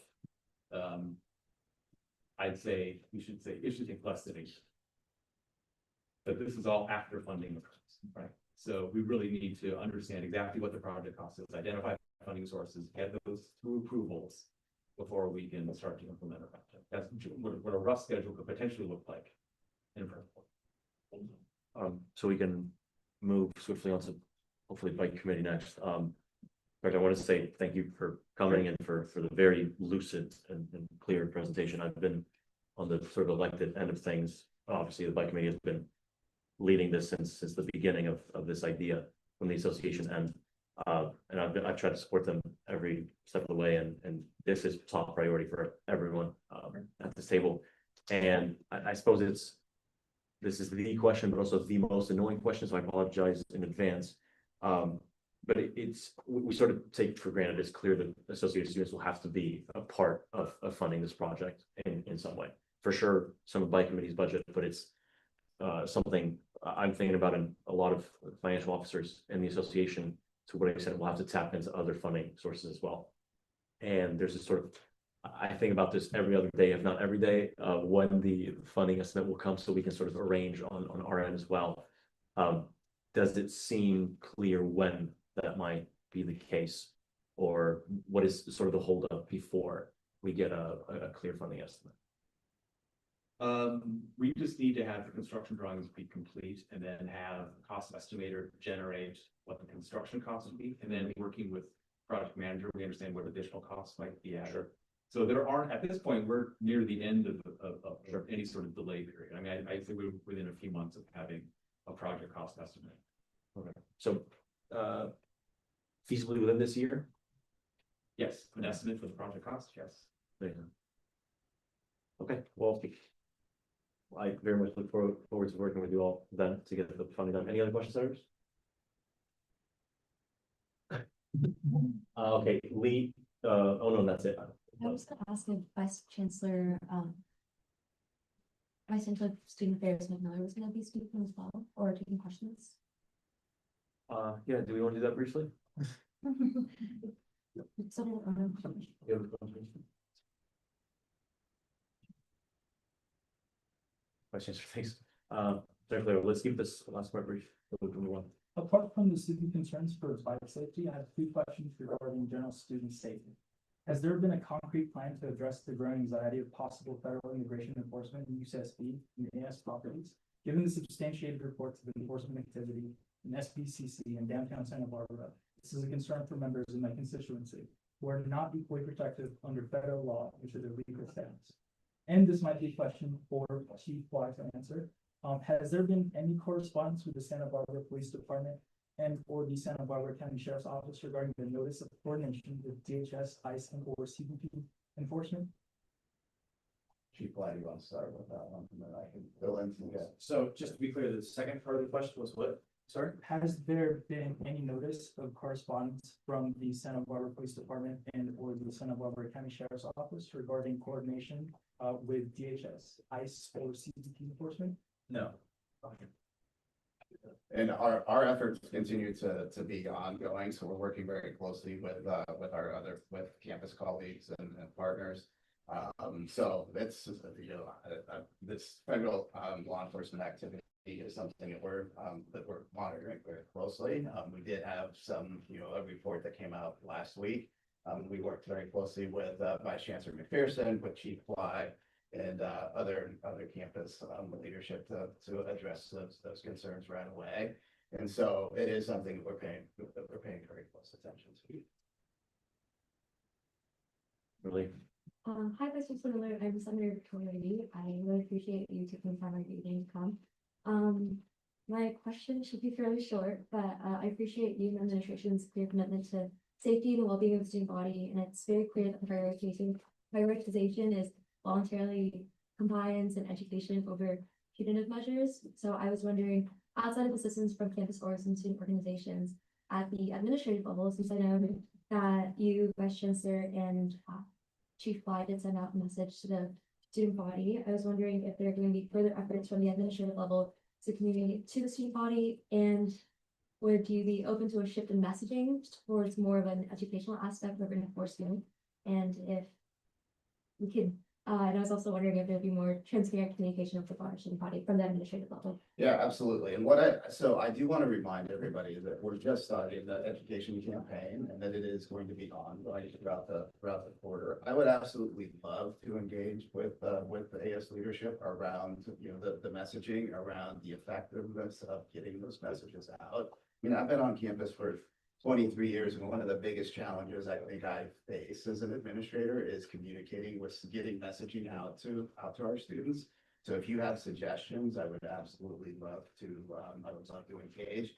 In fact, as in my role as interim vice chancellor, I've made it clear to the student affairs leadership that one of my main priorities this year is improving our communication to students. And so we're looking at revamping, our email system, and we're working with, our other Vice Chancellor, John Pombrake, through his office to really kind of revamp. We've gotten rid of the D-list announcements. I think some of you may you may have gotten some of those, just kind of generic, your email correspondence. We're really trying to revamp that entire process and just be more effective with our overall communication strategy. So whether that's social media, again, we'd love to engage around how to effectively push out messages, because we've been struggling with it for quite some time. Fair enough.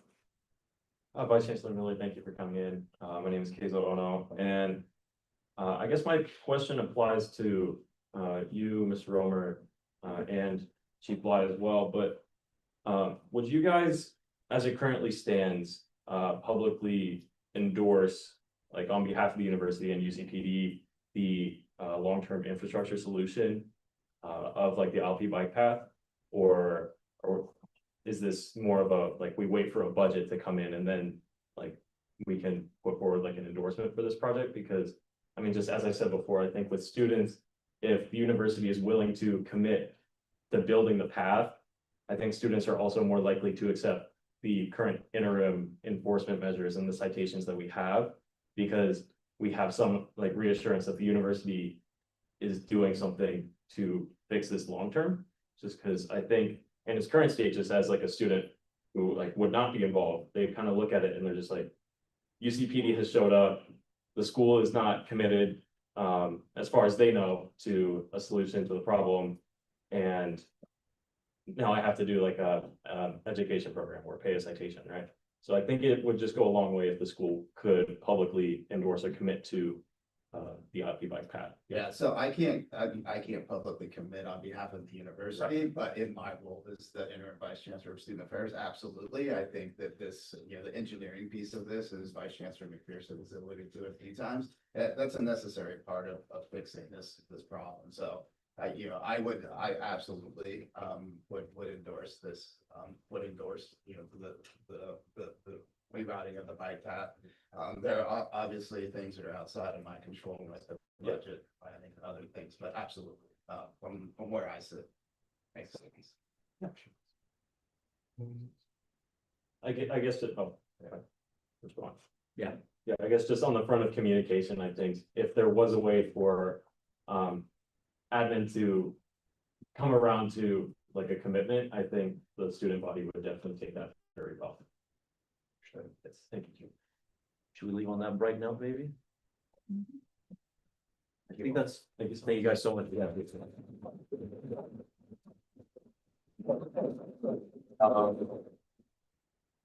We'll yield chairship to First Pro Tem Sussman. Yeah. As we move into.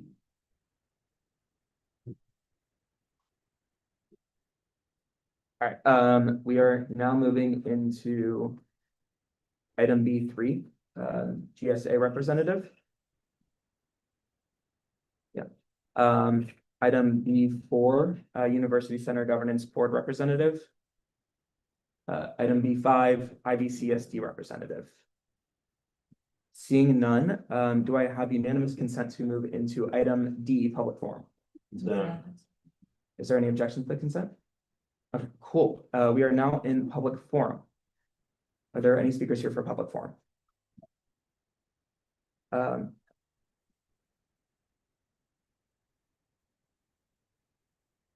I shared a presentation with all of you, like that.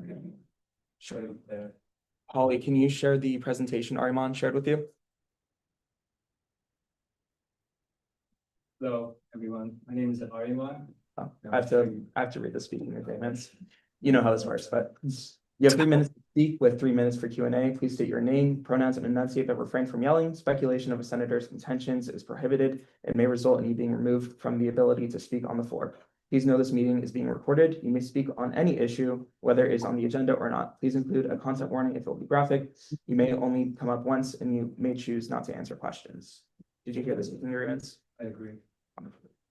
Before I start, can I get a motion to extend my time limit to about 5 minutes? Consent agenda. Motion to extend the speaker's time by 5 minutes. There's been a motion to extend the speaker's time by 5 minutes. Second. The motion has been moved and seconded. We are now in discussion. Consent, is there consent with another question? Is there any objections to consent? Seeing none, motion passes. Yeah, awesome. Thank you, everyone. My name is Adnan. I'm sure you've seen me before. I used to be a senator last year, and I was also the chair of finance last year. Now, before I start, have any of you ever worked with CEOs before, either applying for funding to the finance committee or, yeah, it was pretty intimidating, wouldn't you say? You know, it's pretty complex out there. Information, it's not like the information isn't out there, you know, it's on some website somewhere, it's on our legal code, which is like 1,000 pages long. But every day as finance chair, I got the same exact question. What is a requisition form? Where do I submit it? What do I fill out in this box over here? Now, you know, obviously I never minded doing that. It was my job, but I couldn't really get to everybody, right? There's so many people out there and so many people that don't even know that AS can help them in so many ways, right? You know, like for example, I debate club chair last year, right? Xander Hepburn. I saw you pretty often and you guys went to trips for the debate club representing UCSB and you guys are great. Now, many kids don't even know about that they can come to finance committee or the Senate to ask for funds. Or they can go to EOP to ask for money if they have some kind of situation. Or they don't know about the rent support program finance committee does. Now, I basically built something that is like ChatGPT, but for AS. Where if you ask a question, something like, where do I submit a requisition form? It's going to tell you exactly where it is. Right now, it's basically like an automated FAQ, right? You ask a real question, you know, which form do I submit? What's the policy on, let's say, unreserved debts? And it will tell you exactly what it is. It will answer in a clear, fast, and with receipts. Now, you might be wondering, don't AI models like hallucinate and stuff, right? And they definitely do. That is a very, very big problem that many things face, but not this one. And the problems with that is, you know, the good thing because of that is that ChatGPT and like, let's say Gemini, right? They are open-ended. They don't really look for truth. They're just there to give you an answer. They're text predictors. They don't really know what they're talking about. They're just predicting what the next letter should be. This one is actually meant to look for the information, right? So when I was chair, I had this big, long document on Google Docs, which basically had all the information that AS, you know, anyone that works in AS should know. You know, whether that be the workflows that admin has, or who to contact when I, you know, need some help with this, or which part in legal code should I look for if I want some help with that. And, you know, it was pretty helpful, but I can't just keep controlling F through my entire thing every time, right? And with Control F, if you don't know what you're looking for, Control F is not going to help you. And I'm sure most of you know that as well, looking through the legal code. So, yeah, there's two ways it actually retrieves information. One is like just a Google Doc that I built, which has all the information that finance shares, you know. And the bot can go through any of this information and give you an answer within seconds. And it can also, the good thing about it is that since you guys are also switching to a cloud software platform pretty quickly, you can change what this says just by typing it out and explaining to it what you mean. Like, if I could share my screen right now, I would, but can I share my screen? No. What if I join Zoom? Yeah, send it to Holly. I mean, Yeah. Holly, would we be able to integrate that? Actually, your chair. Oh, yeah, Holly can, yeah. Holly, can, you have Ariman, or Ariman, can you email it to Holly and then Holly, you can share? Yes. Thank you. You're welcome.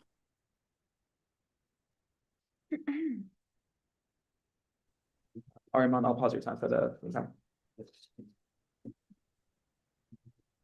Unfortunately, I think the Zoom was on the agenda, you know, the agenda, there was Zoom link on the topic. Yeah, no, I'm not. Oh, thank you. I think I also you made like a. Admin, so I can share. Yeah, I can share my screen. Yeah, I'll add you as a co-host. Thank you, Alec. You're welcome. But yeah, a little bit more about it. It doesn't hallucinate. If it doesn't know the answer, it will just tell you, I don't know. And that's the good thing about this, you know, especially with AS where everything is so legal and everything is so serious. You don't want people turning in their requisition forms wrong. You don't want people submitting some forms wrong. You don't want the wrong information to get out there. And that's why it's so good to have this kind of model, which has a confidence score, which is derived from like similarities of it turning literal text into a number so we can understand what you're saying. Kind of like how we do, where we focus on just like simple keywords, and when people speak to try and understand what they're saying, the model kind of does the same thing with numbers and like cosine similarities and stuff like that.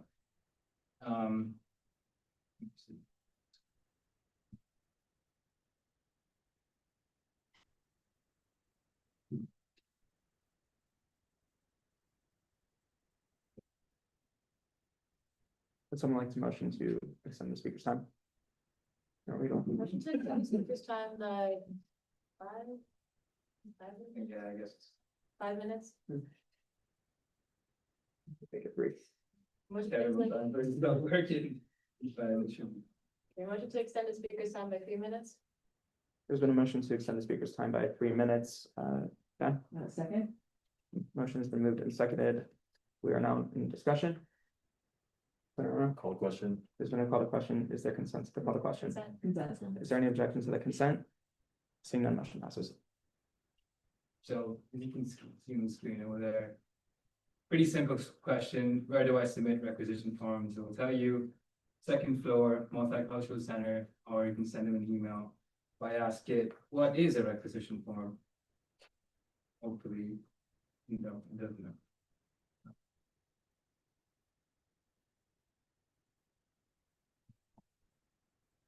Gives you all the information, and like I said, it's very simple to just go and change something.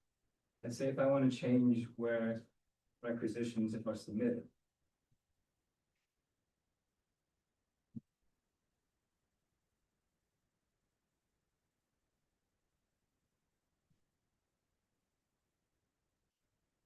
I can just change this text right here for it to say student resource. Building. Save. And when I ask it now, where do we submit?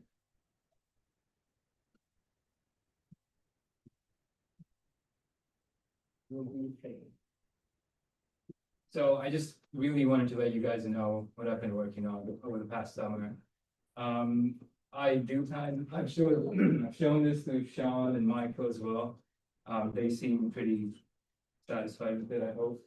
But as you can see, the new response was the student resource building instead of the multicultural center. That didn't take that long to change at all. And you can also scope our legal code, or your legal code, and financial policy, and answer questions directly from it as well.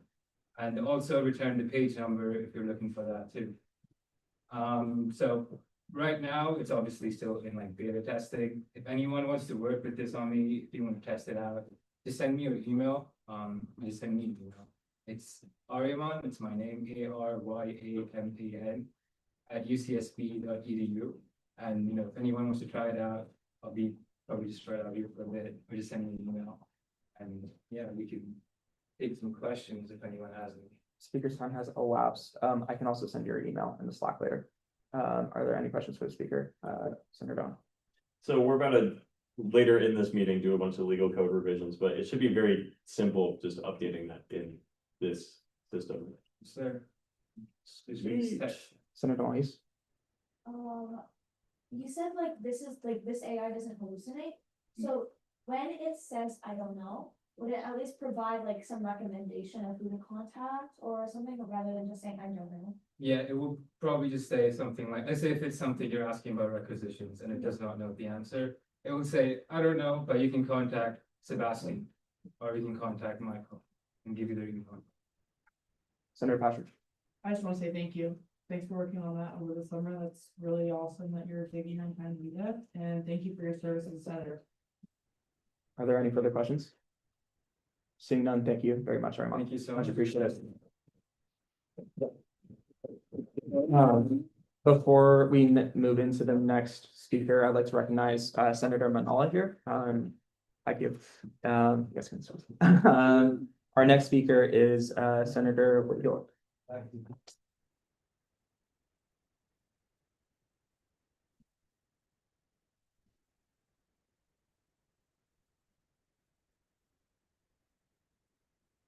Senator, I feel like I don't need to say the speaking agreements, but would you like me to? Should have prefaced the questions. You have 3 minutes to speak with 3 minutes for Q&A. Please state your name, pronouns, and enunciate a refrain from yelling. Speculation of a senator's intentions is prohibited and may result in you being removed from the ability to speak on the floor. Please know that this meeting is being recorded. You may speak on any issue, whether it's on the agenda or not. Please include a content warning if it will be graphic. You may only come up once, and you may choose not to answer questions. Do you understand the agreements? All right, your time starts now. Hey everybody, everyone, my name is Yvonne Aldila. You guys know I'm Mr. Romney. I'm one of the current 76 ASL senators, as well as a third year and double major in biology and political science. But I wanted to share quickly a little bit briefly today on behalf of the Basic Needs Specialists and Directors that we have today. I'm speaking independently from my role as associate students. I'm off-campus senator, but as a student coordinator, I'm working with the Basic Needs Center and stuff. First, in general, I sent this particular document thesis towards the pro-temps in our IBP, but first, UCSB Basic Needs Center has requested that they are interested in collaboration with the Associated Students Body, and all of AS leadership to possibly take around maybe 5 minutes of their time to complete this particular doodle poll or poll I sent to the following entities and stuff. That overall, the goal is to schedule a joint meeting between the Basic Needs Center and alongside Associated Students leadership to discuss overall how we can better address campus-wide basic need issues together. It is known that both of us entities collectively are interested in basic need initiatives, but from experiences last year as a senator, as well as from my particular components, that I believe that decentralization in itself is a very key component towards failure of a lot of amazing ideas in particular projects. And beyond speaking from the liaison committee, which is why it's always a typical passion of mine, is kind of venues existing of particular platforms to work together.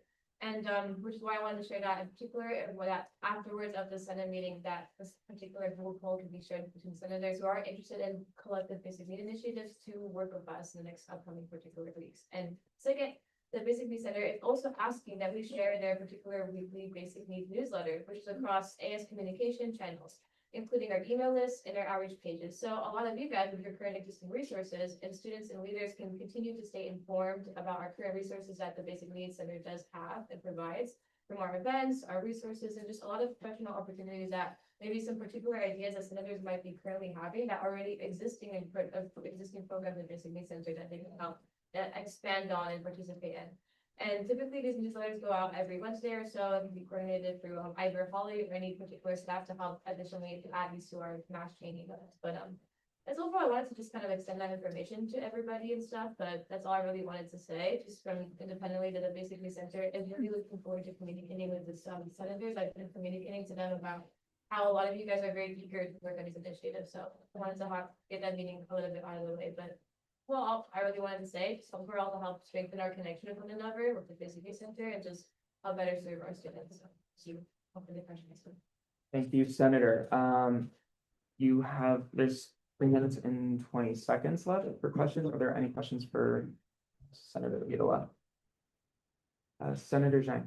Not much of a question, but I think we already talked about the tree. Everything, but I just want to update you of like expecting you welcome on the issue with the. But that's what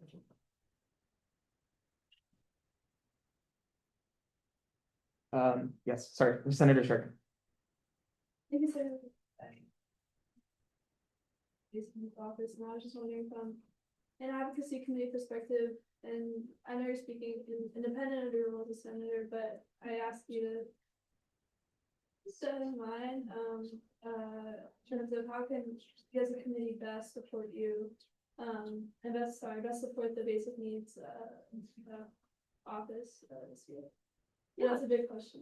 No, that's totally good. That's a good question. And I have been having already ongoing communication talks with the advocacy committee that one of the things I already mentioned about the decentralization is a bit of a huge issue for us in the basic needs center because a lot of and we will be typically coming annually and yearly with these really good ideas that already exist in the basic needs programs. And typically our center typically has like either bi-weekly or monthly typical meetings of the holistic community of many stakeholders that are involved with the basic needs particular control. So just they've requested some generals to extend themselves as to either participate or collaborate in our meeting. So I've already mentioned to you before, if the advocacy committee or any senators who are interested to come to these holistic basic need events with all the stakeholders in the UCHB campuses wide and come continue to participate in those, you can bring voices in those projects and just come to those meetings. When we have like our roundtable and talks with one another, that would be really appreciative to see like what is actually needing help with and what is actually not really need as much of an effective help with. So yeah. Senator Lee. I'm sorry, Flo. I was wondering if Basic Needs had any like specific initiatives that they wanted to work with ALS on? Yeah, that's a good question. Right now, there's some typical things I had in mind that they had mentioned about that, like, obviously regarding to a lot of things when it comes to food equity needs and housing policies right now, that there are some multiple projects we are working on. One I am particularly working on because of the current federal budget cuts happening with some basic need programs. One is like the transportation services that are happening right now that they are receiving budget cuts currently at the moment, as well as some existing food equity program, like the Halal Budget program is currently facing some budget cuts, but regarding also housing needs, what's particularly happening is that we're looking for some ways to figure out how to help with the moving processes with the student body currently right now, instead of having, rapid housing emergency programs. That's something that has been tried before, but wasn't as successful. So it would be great if we had some of our existing particular pilot programs for housing needs that if senators can help provide their insight to that, like for helping the students moving over the summer and things like that as well. It's just one immediate marginal idea, so. You have about 30 seconds left. So I don't know if there's any other questions, but thank you, Senator Wahidullah. Much appreciated.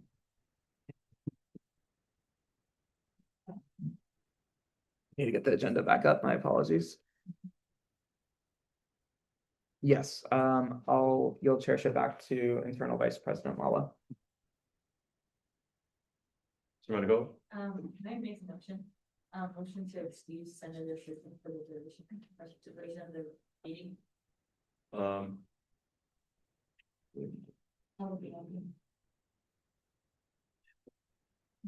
let's just like briefly move into action items.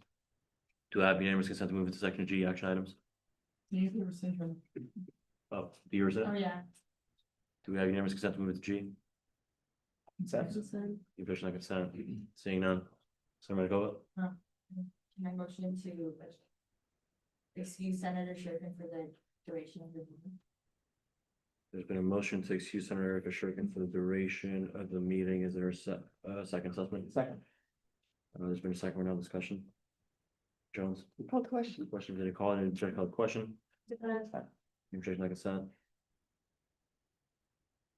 Seeing none, motion passes.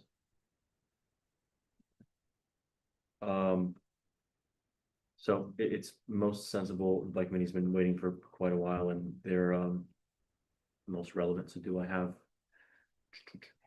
unanimous consent to move into I3 unit reports? Consent. Petition on consent. Okay. Yeah, you guys are first if you would like to come up.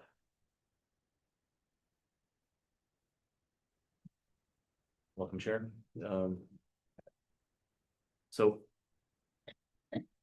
Pursuant to Senate Standing Rules, Section F, Clause 5, officers of the association providing reports must take questions from senators relevant to the matters of the projects presented, knowing that you still wish to present. Thank you. Please feel free to proceed. You have 10 minutes. Hello, everyone. Thanks for having me. My name is Anthony Blue, and I'm one of the co-chairs of the ASI committee. And I'm here to clear up some information and address some questions regarding the ILP bike path project and the recent UCPD bike enforcement efforts. I prepared this earlier today before everyone over here spoke, so I apologize if anything I'm saying is a repeat of what you've already heard, but I'm just gonna read what I prepared because it's sort of bike committee's perspective on the whole thing. But so I want to start by reiterating the bike committee's mission, which is first and foremost to promote bicycle infrastructure on campus. So our committee's top priority has been restoring the ILP bike path through the library ILP corridor since ILP was in its planning stages. As of last school year, after several years of impact and traffic studies and extensive collaboration between bike committee and campus admin, we are actively in the process of making the bike path happen, as you heard. Any day now, or as Mr. Romer said, maybe sometime in the next few months, we expect final construction plans and cost estimates for the bike path, which will be completed by Stantec Civil Engineers and Kim True Landscape Design. And at that point, our final challenge will be securing funding for the path's construction. This is the biggest way that Senate and AS as a whole may be able to help us. We also want to spread the word that the path is coming soon because, like many of you pointed out, the general student population is pretty unaware of the bike path's plan, which definitely increases the frustration around the current situation with enforcement. So yes, after agreeing last year to the bike path's return, campus admin still felt that something needed to be done to address the danger posed by so many bikers riding off the path in the area. So they put together the Engineering, Education, and Enforcement Committee, which included vice chancellors, campus planners, TPS, UCPD, and the bike committee and others, basically everybody that already spoke. The bike committee at that point, our main task was publishing like PSA style materials to our Instagram to promote bike path etiquette and safety. So we released some posts and like an Instagram Reels skit with the intention of reducing the amount of bikers in that area, but we don't really have enough of a following to make that big of an impact on like the norms and the behaviors of the whole student population. We also tried to introduce a bike etiquette and safety related segment into freshman orientation, which is something I know a lot of people have expressed a want for. But unfortunately, we were told that the orientation agenda is pretty much like locked down with what it already has, and they can't fit in any new programming. Some other solutions we explored included a trial run of adding traffic cones to block the hatched area between the two bike paths in the area that bikers would typically use to turn off the bike path into the walking area between aisle B. Those cones were there for just a few hours one day, but when we tried it, bikers just found a way to evade the cones or would simply dismount and then get on after moving through the intersection to finish biking through that corridor.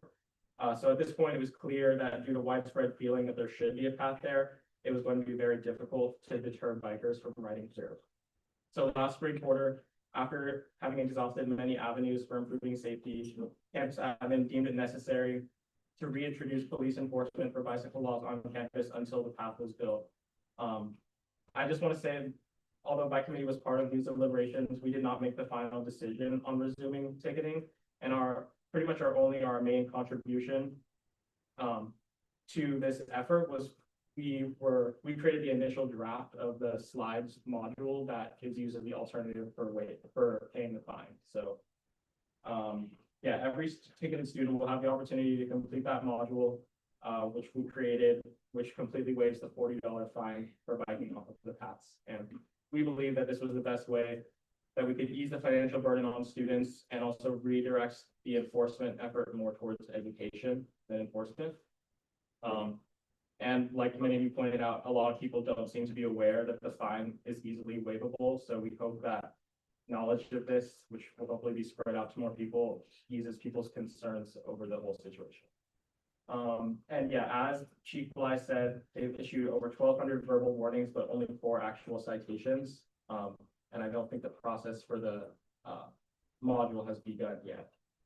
But I would also like to address the fines themselves. So as was addressed earlier, I want to make it clear that fines are not for a profit of any kind. The money goes to TPS, not UCPD, and the money from the tickets is not expected to exceed the resources that TPS spends individually administering the module to the ticketed bikers via email. Also, to address something that was brought up earlier, I'm aware there's been a request that the money collected from the tickets go towards the fund for constructing the bike path. And I just wanted to say that the bike committee is actually against accepting money from the tickets because we believe that this creates an incentive for ticketing and introduces a conflict of interest for us as a group. We don't really want our budget to be increased by increased police presence on campus. It just doesn't fit with our mission. Additionally, because this effort is operating at a loss for TPS, keeping the funds going towards them actually ensures that they'll be able to keep the module program going, which is a really necessary part of this enforcement effort. So we want to make sure TPS has the resources to do this sort of restorative justice type work rather than just punitive measures.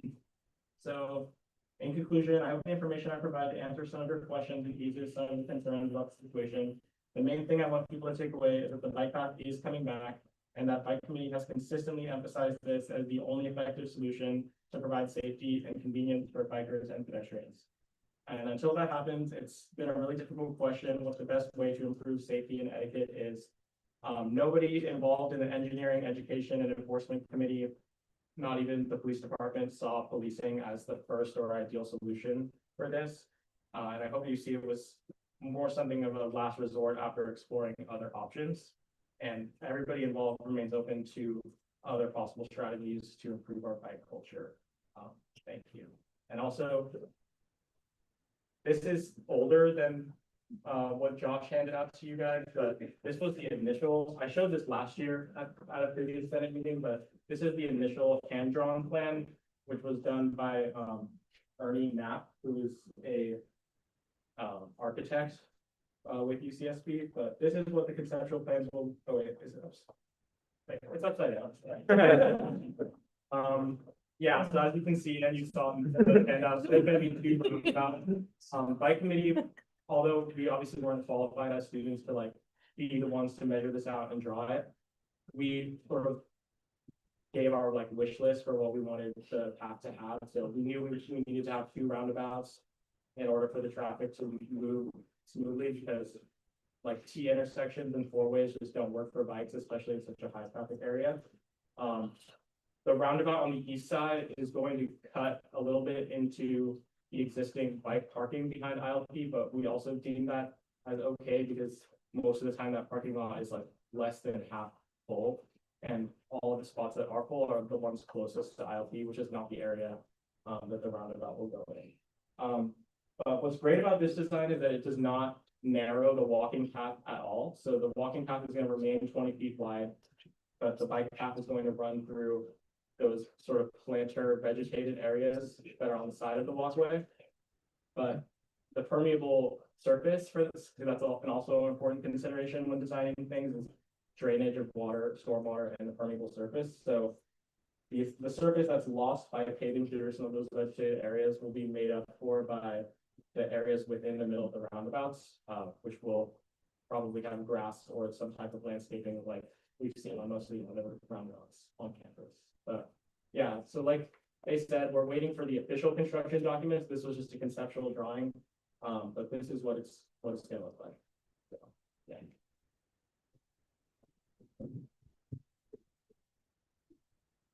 I want to thank Bike Committee for being on top of this for as long as it's been a problem. We really appreciate you. I think Ona was first. Thank you so much for coming in. I just want to say, like, Senate really looks forward to working with Bike Committee on these issues, and it's really nice to have like a path forward in a very literal and figurative sense, I guess. But yeah, I just want to thank you guys for being like very involved, and you very much have like this in-depth information for us. And I think the best thing that we can do is just communicate to the student body that things are happening. I think that is just the brightest path forward. It's getting done, right? So I look forward to collaborating with you guys. Yeah, we tried to release like statements, like we've made a Reddit post. I think the Reddit post was mentioned in the Daily Nexus article that came out today, but we've tried to sort of put the message out there about the bike path's existence, but we just don't really have the outreach capability to let everybody know. So if that's something you guys can help with, also that would be great. Look good. Hi, Anthony. Thank you for coming. I wanted to offer, I'm the chair of Outreach Committee. And we have a lot of channels by which we're going to be disseminating information to the student body this year. And so in particular, you mentioned the module that students can complete instead of the $40, and that you're trying to get that information out. I'd love to work with you guys on that, and then other information, making students aware about that this project is happening going forward. I'd love to sit down with you and just have a chat about that, how we can assist with that. So I'll get your email from somewhere and we'll do that. Thank you. Maisla? Yeah, I'm just trying to similar, but like, particular comments as then, we can mention and stuff. I'm also the chair of the leadership committee, and although that they're a vastly diversifying, like, organizations from different ways, again, in the bike committee's mission, we do have many resources that can help, expand and integrate to other organizations to help promote and just like sustainable, like your official response here. Sorry, John. Two thoughts, really quick. First thought is, I believe I have knowledge that always when you're doing class presentation, other officers, I think it might be a really good source to include that information when you're doing presentation to classes.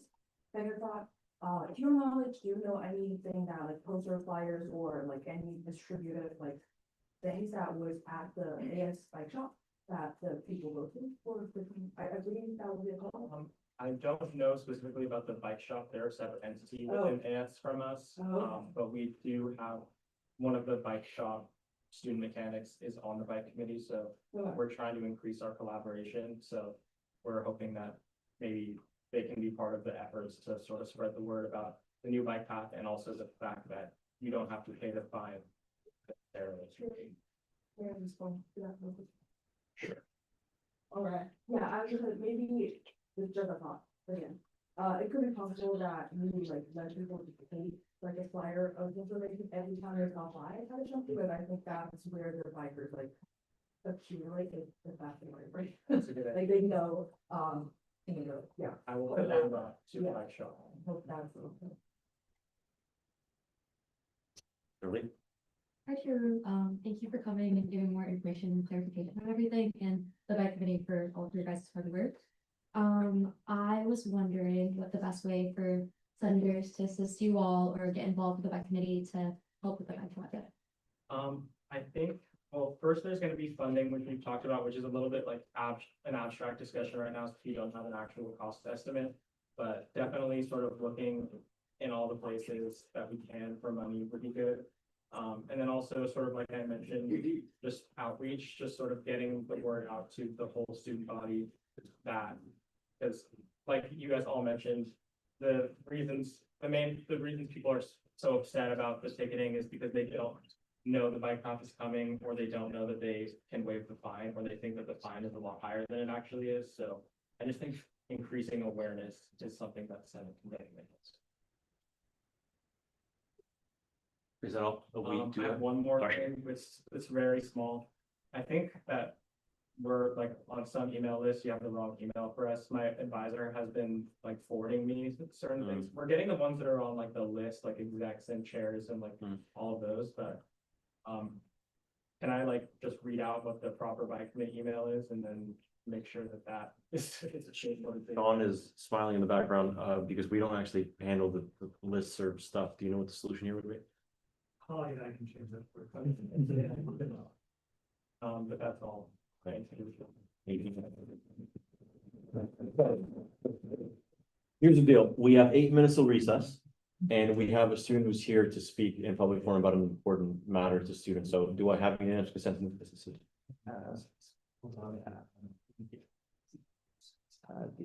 To move into the public forum? Consent?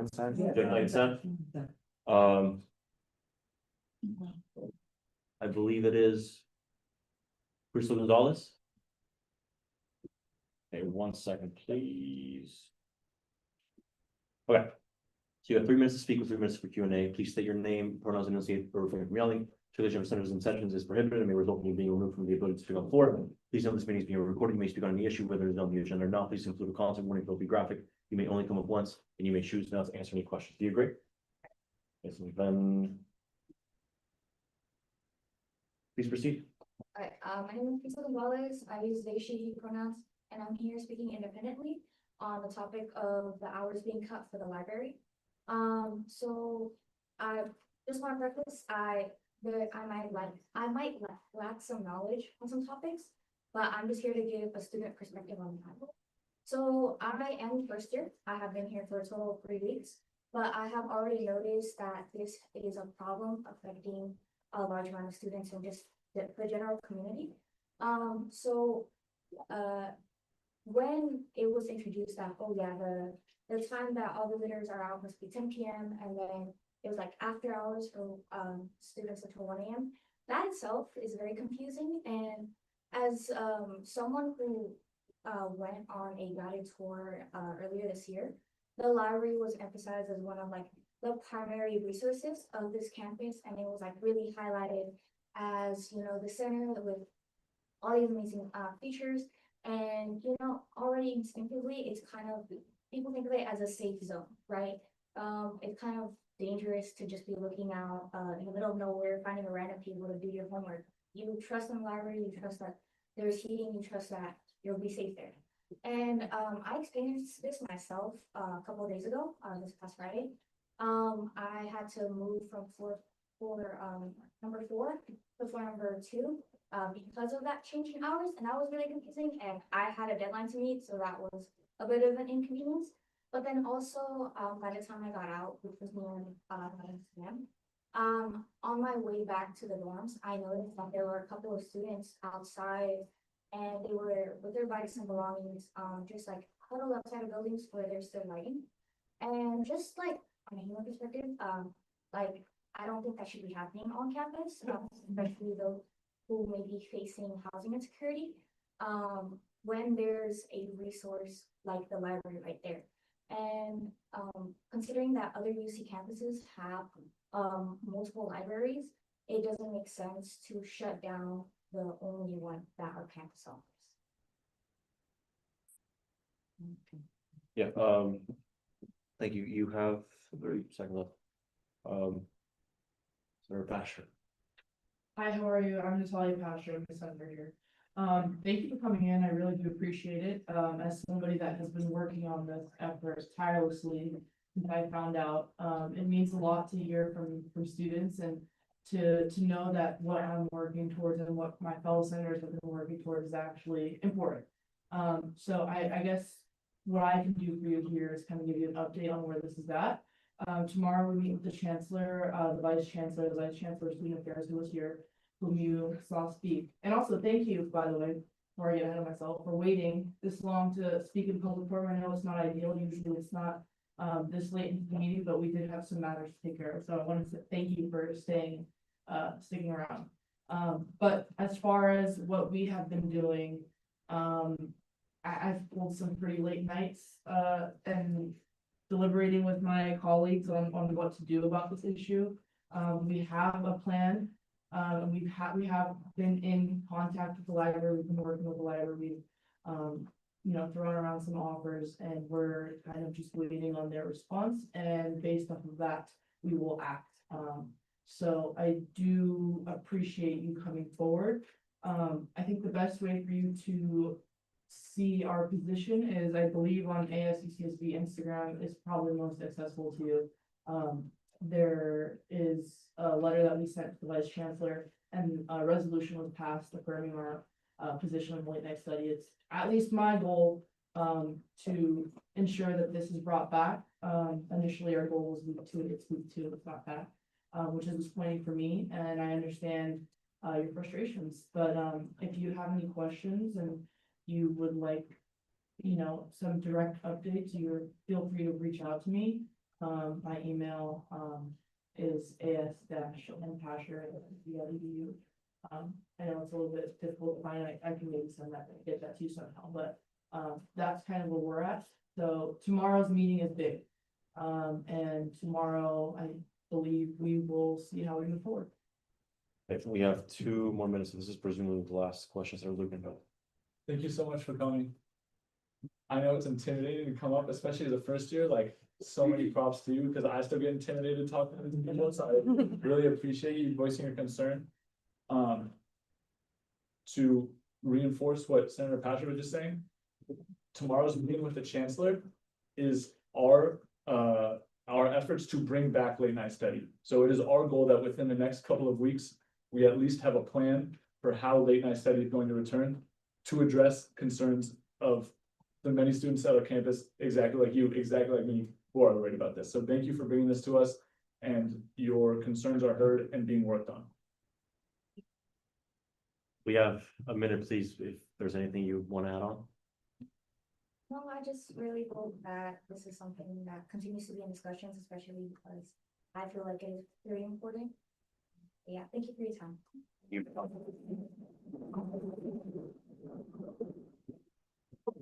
It'd be nice to ourselves, just like last week, let's end a minute early, recess at 8:59 PM, be back here 9:14 PM.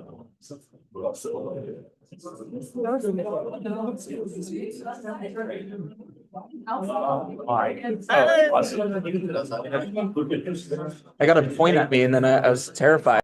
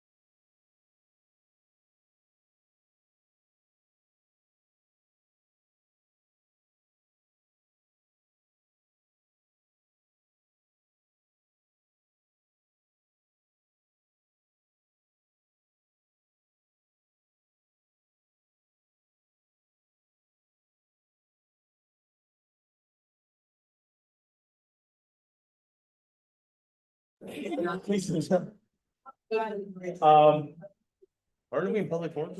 No, Okay. no. I'm like, "Aren't we?" Okay. The simple, thing, one second, is we are nowhere near on track to finish by 11, and we need to finish all these things by 11, so let's make that happen. JC? Since she wasn't on the list of few applicants provided, do you think that that means she didn't apply for our area, so we're not gonna appoint her again? She was on the list of student applicants provided. Yeah, you're not on the list of applicants, that means it's probably he just forgot to. That's Doesn't that make sense? vaguest possible wording. Did you ask like Vincent or someone from financial operations what that means? Yeah. Like whether it means she wasn't, okay. So that's don't do anything right now. So like, can you ask him right now so we can resolve it tonight? Yep. Okay, so we're currently public forum. We need to move to unit reports. Do I have unanimous consent to move into I3 unit reports? Yes. Is that? Just that, so that yes / consent? Seeing none, okay, we're now in unit reports. By committee has already, okay, are there any other units here to give reports? No, President's cabinet report? I don't have a report to give, but I can answer questions. Anybody have any questions? Thank you for being available. Okay, executive director's report. Yeah, I can be quick. Hello, Sean. Everybody say hello, Sean. Hi, Sean. Thank you very much. Oops. Okay, really quickly. Rob was asked about access last time, for keys, and so I got some clarification on that. Still fill out that DocuSign form for access. Tris upstairs in admin is doing the exterior doors, and so that is the double doors to the building, the door to admin, the main office, things like that, and Jasmine is doing the interior doors, which means everything. Just DocuSign, and they're both up in admin, so follow up once we're finished and it's completed. Some space updates. Excuse me. Stork Tower and our KCSB building are actually on the radar of campus finally for repair. So they're looking at that. We're doing some repairs of our own right now because of issues with the rain and coming through the roof basically of KCSB. So fixes are in place for that within the next month, I would hope. But Stork Tower and everything else, that's a different piece. So if any of you have billionaire friends, please reach out to them and we can bring in the tower. Elections has begun meeting, and just because I do a lot of election stuff. Wanted to let you know that I came directly from that meeting actually. And so they're discussing a party system. So just start thinking about that as it applies to any of you, because that was a constitutional amendment that passed in the spring, it was bringing back parties. And so I'm guessing most of you weren't even around when the party system existed. So if you have any questions, you can ask me that. Let's see, marketing, oh yeah. Our Storky mascot, which you've probably seen around, is available for our AS groups. So if you're also part of an AS group, or there's gonna be some tabling or something where you need a giant mascot to dance around. We got you. And then finally, there's just something that's in progress. It's not even my project at all. I just want people to be aware of it. It kind of ties into basic needs a little bit. Is that there's a project called the Student Success Hub. And this is the Student Affairs is working on this. I believe maybe it's even more with ITS at the moment. But it is a Salesforce-based solution so that data about students is tied together in a way that we can communicate it better. So let's say someone has a certain level of financial aid, maybe that triggers something and we can reach out from the food bank and say, hey, you have this additional need, and you would also need this without relying on them having to come to us, is the idea. So it's linking some data in the back end so that we have more integration and collaboration with data on campus, because most things are not linked. It's just a silo system, a silo system, a silo system. So this is a way to bring things together for most of the things that are not academic and maybe some of the academic part of things. I know that summer sessions might use Salesforce for some things, but for the most part, student affairs does not, so. Yeah. That's basically. Any questions on any of that or anything else I didn't bring? Good. For the Storky, the mascot, who do we contact for that? Contact Wenya over at the media center. Got it, and is that, will that come, will we need to pay for their like hours or whatever, or is that just? No, we're still working out how that's gonna work, Okay. but there's no pay for ratings. John? I actually don't have a question about it, just extra information, because for people who fill out a DocuSign for the car access very early on, it's very possible that you receive like approval from Trump that they do not have a record in the office. So you probably need to go in and forward that approval to them before you get to your first. So but it's really quick, if you forward it, it can get you like right away. And I just changed the form because it had Marcella on there. Okay. Right, for advisors, should all centers add one specific name or doesn't really matter? Cause you gotta.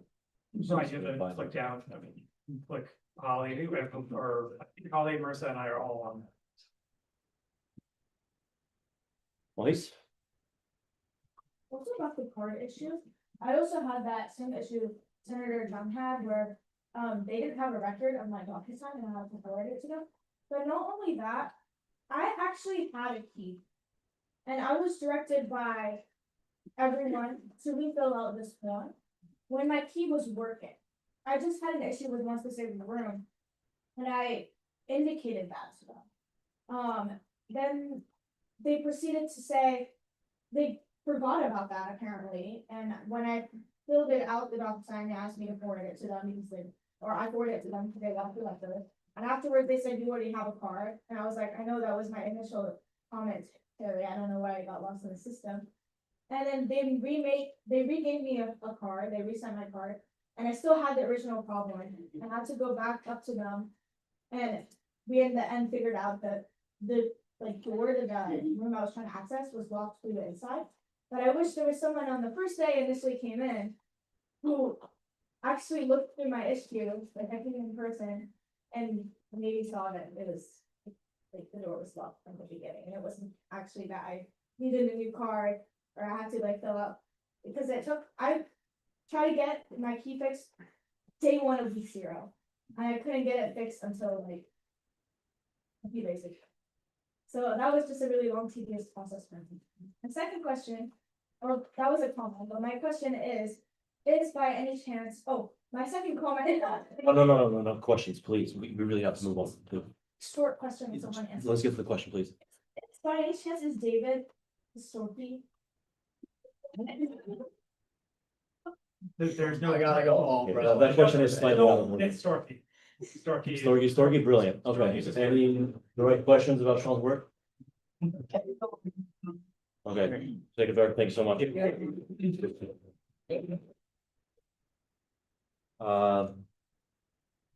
Holly, would you like to provide your advisory report? No, I could just share with all of you to take a look at the email with the written document of some of the updates and introduction that I've given you, but considering time, I can just open for questions if anyone has any questions, but otherwise I don't have anything else urgent besides that to add. It's also on the agenda for anyone looking for a better pasture. Hi Holly, I can't really see you or I don't know where to look. I think I found it, actually no where it was. Can you please briefly give like main points of that report? Doesn't have to be in depth, I'd like just what you think is important for us to know. Yes, absolutely. So to start off, one thing at the top that I shared is just a friendly request and reminder for any of you all to please utilize Slack or email as the primary communication method for our staff. I myself have given many of you my cell phone number, and that is totally fine. So I am not pointing that out for anyone, but for anyone that's reached out to any of our other staff, many of them don't like using their personal phones and receiving texts after hours. So in the cases where it's been offered explicitly, you're welcome to continue that communication. Otherwise, if we could forward that to those work channels, that would be really helpful. Also, another thing is I'm looking to offer some trainings to you all specifically on the legal code process, on drafting legislation. So if any of you have any suggestions for other topics that you'd like me to offer you all, or to kind of cover some of the topics I've trained during AS1, please reach out to me and let me know. And also wanted to share with you all that I will be giving regular feedback to you all that I hear from advisors about different legislation. And I've asked them all that if they feel comfortable to reach out to you all. So I know that the liaison committee is really spearheading this work and relationship between the Senate and between staff, but would love if you all could be receptive to talking with them outside of the liaison committee as well. And those are mostly the highlights. But if there's anything that you need from me at any point, I'm very open to communication and feedback and would love to hear questions or suggestions for training or if there's any other project support that you need. Also, thank you for the thumbs up. Yeah, first of all, thank you again, Holly, for the clarification on the statements between just establishing more relations between staff and the Senate body in general. I've already communicated to you a little bit before regarding a lot of this promoting existing staff events that I think is a good opportunity for you as the members to collaborate, communicate with you guys. I've kind of already stated this to you before, but could you also just explain more to the Senate body about some of the existing meetings that I think you mentioned before with the staff members that typically have, like the board members, managers, as well as the staff meetings you guys typically have weekly that maybe could be a good opportunity for senators to come and the process about how to apply to come to join those meetings as well. Yes, absolutely. So every other Monday, we have our AS managers meeting. So I had shared with you all that meeting you should ask us to be invited to simply because we sometimes discuss like more confidential department things. And sometimes we don't and are open to that invitation. So that'll be like an invitation would be helpful for that. And then otherwise, we have staff meetings every other Thursday. So the week that we're currently in, there's a managers meeting and a staff meeting.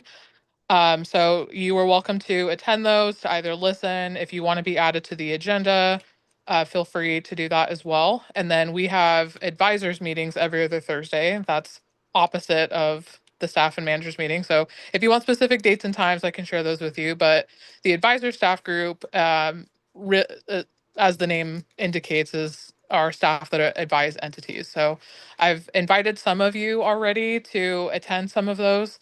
If you have not been invited and you would like to be, we would be happy to have you there either to listen in on meetings or if you want to have the advisors ask questions. But those are the meetings where we kind of talk about different legislation that's happening at Senate, things that are going on in financial affairs. We talk about challenges that advisors are having, really kind of just workshopping through, training you all as students on what is needed, sharing ideas for different advising needs and things like that. We talk about events. So that's really kind of where we dig more into the advising related topics, whereas the staff meeting is more kind of things that apply to everyone in the entire department. So those are some of the ones that I've shared. And then if there's other team meetings that you want to be invited to as well, feel free to reach out and I can connect you with some of those. But anyone is welcome to attend any of our meetings and we would love to hear from you all. Okay, last question, Sir Lee. In relation to that, do you mind adding those meeting times to the sheet that President Metzger sent out for the contacts and meeting time sheet? That would be wonderful. Yes, I can do that. Absolutely. Thank you for the suggestion. Thank you. Okay, yeah. Oh, could you address any updates there are to the staff advisors, because we are in week 3 and there are ongoing concerns with some of the BCUs such as Black Women's Health Collective. I understand that Take Back the Night recently got a new staff advisor. And can we just get updates on that for at least on the liaison committees and to update our research page and just know what the current progress on it is? Thank you. Yes, I believe we're pretty close to having the final list approved, but I will also leave it to Sean to address any of the like staffing plan, just so I don't want to speak on any specifics, but so we have a current list that I believe is up to date and we will be sending out soon, and I can share that with the liaison committee.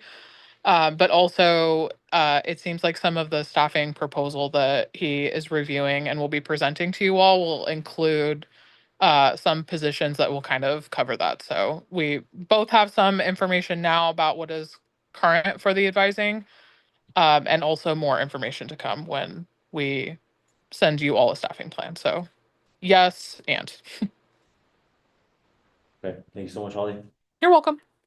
Well, this is actually kind of convenient. We move into the executive officer's report and neither of them are here. So. Sandy was here. Please feel free, not, I didn't mean that in a bad way. Come on, man, I appointed you, of course, I want you here. You've heard the speaking agreement presumably, do you agree? Please feel free. All right, so we're gonna talk about the meal reform video you just shot. That was pretty fun. And Melanie, thank you so much for the video and the time. It was briefly about the new meal reform with meal plans, and there's like a whole bunch of, you can donate them through the food bank, and you can you have 3 unused rollovers every week, up to 5 guest passes depending on the meal plan and whatnot. So that video is basically like an example of what your Senate spotlight will look like, and I'll be sending out an email later this week regarding the introduction form that some of you haven't completed. And the email will also have information regarding scheduling your Senate Spotlight videos, topics you want to pick for it, regarding your legislation or what you do in AS.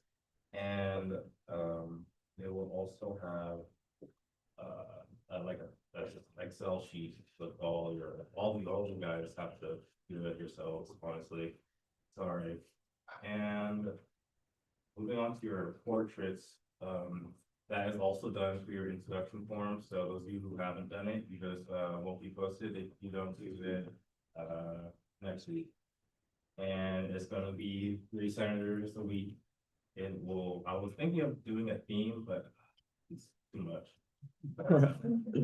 It's just gonna be like, oh, this is who you guys are, who you guys really find, you know, like some of you are really specific, like what library, and whatnot. So it will be like, it'll be the instruction, and then you guys have a video, so like it makes sense for students and they know who you are and whatnot. Yeah, so basically look for an email, do the instruction form if you haven't, schedule your video, and please do it, dude. All right, that's all. Lovely.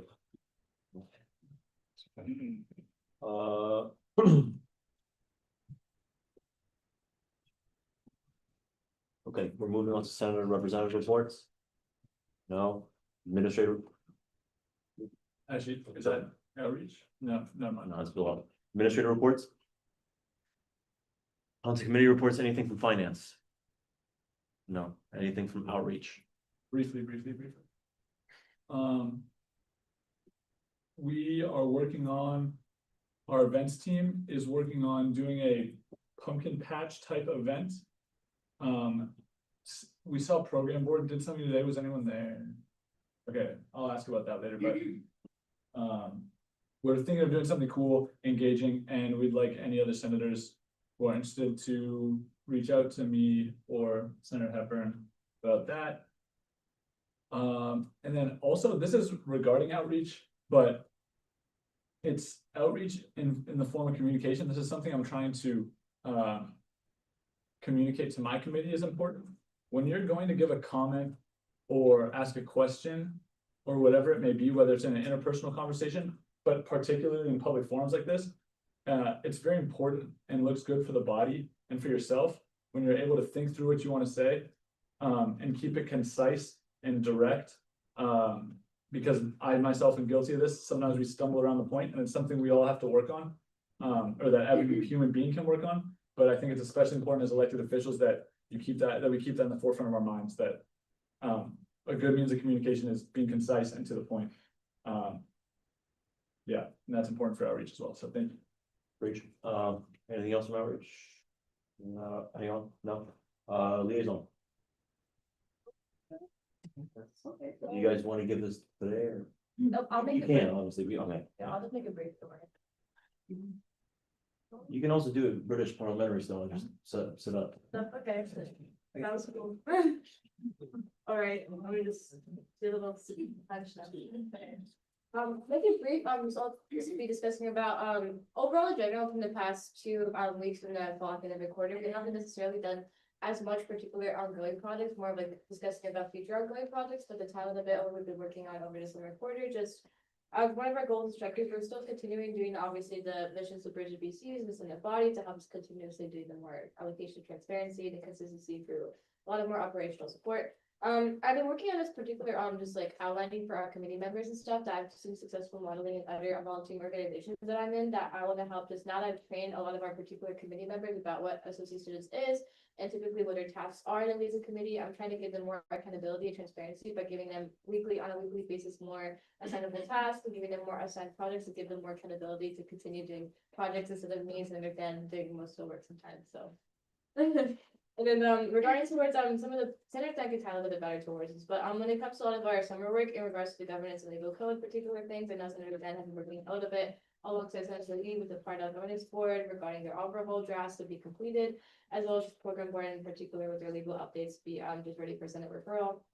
And then when it comes to financial staff affairs, some of our particular committee members, again, Senator Dan can discuss a little bit about this further, are kind of discussing about some things regarding towards petitioning towards staff transparency that has been just overall circulated to help improve communication between student government and staff, just promoting again for the staff quality to also be good as well for some particular staff members. And we're also been noticing, as was mentioned, I believe a couple of meetings ago, that a lot of typically there's a lot of issues when it comes to the AS main front desk staffing gaps when it comes to like particularly people not being there. So we're working on some ongoing solutions to help support this particular problem. And just briefly on some events and projects, we've been working on some of our committee members, like I've been working on a little bit on alongside Senator Lucan on the Island of Farmers Market project, which will hopefully be collaborating with Ivy Seriously to host the upcoming project, and we'll probably be discussing about that pretty soon. And as well as some more collaborations, which I'll be talking about in a second. The outreach committee on some particular things, we're working to help reinvigorate the AS marketplace, to help do some re-sustainability towards the VCs and their marketing and promotion. As well as just more content, media content to help just promote existing staff events instead of creating new ones. I don't know if you guys know about it, but one flyer day I'm particularly working on is that every Monday we actually have AS study hours, typically from the mornings and stuff, but there's not really as much media content for that. So that's a really good idea. An example of us doing more intercollaboration between liaison and outreach committee to make more content and help promote existing liaison committee events. But I'm speaking about media and outreach. I've been particularly working with the outreach committee and going to their meetings the past few weeks just to discuss a little bit about creating a joint content pipeline between the outreach committee and the media center, and just a lot of our typical content ideas that we want to be starting to just kind of share in a dual process with the outreach committee and stuff, like for multiple ideas. And just noticing from recent events and stuff for accountability and communication that we've noticed when it comes to a lot of us senators here today have communicated with us when it comes to like coming on time and coming to meetings and stuff. We just want to make sure that, again, to like really stress the last minute absences, but I notice this can be like typically not what we're looking for and like stuff like that. So yeah, and I'm sorry if you have been a lot, but like it makes sense.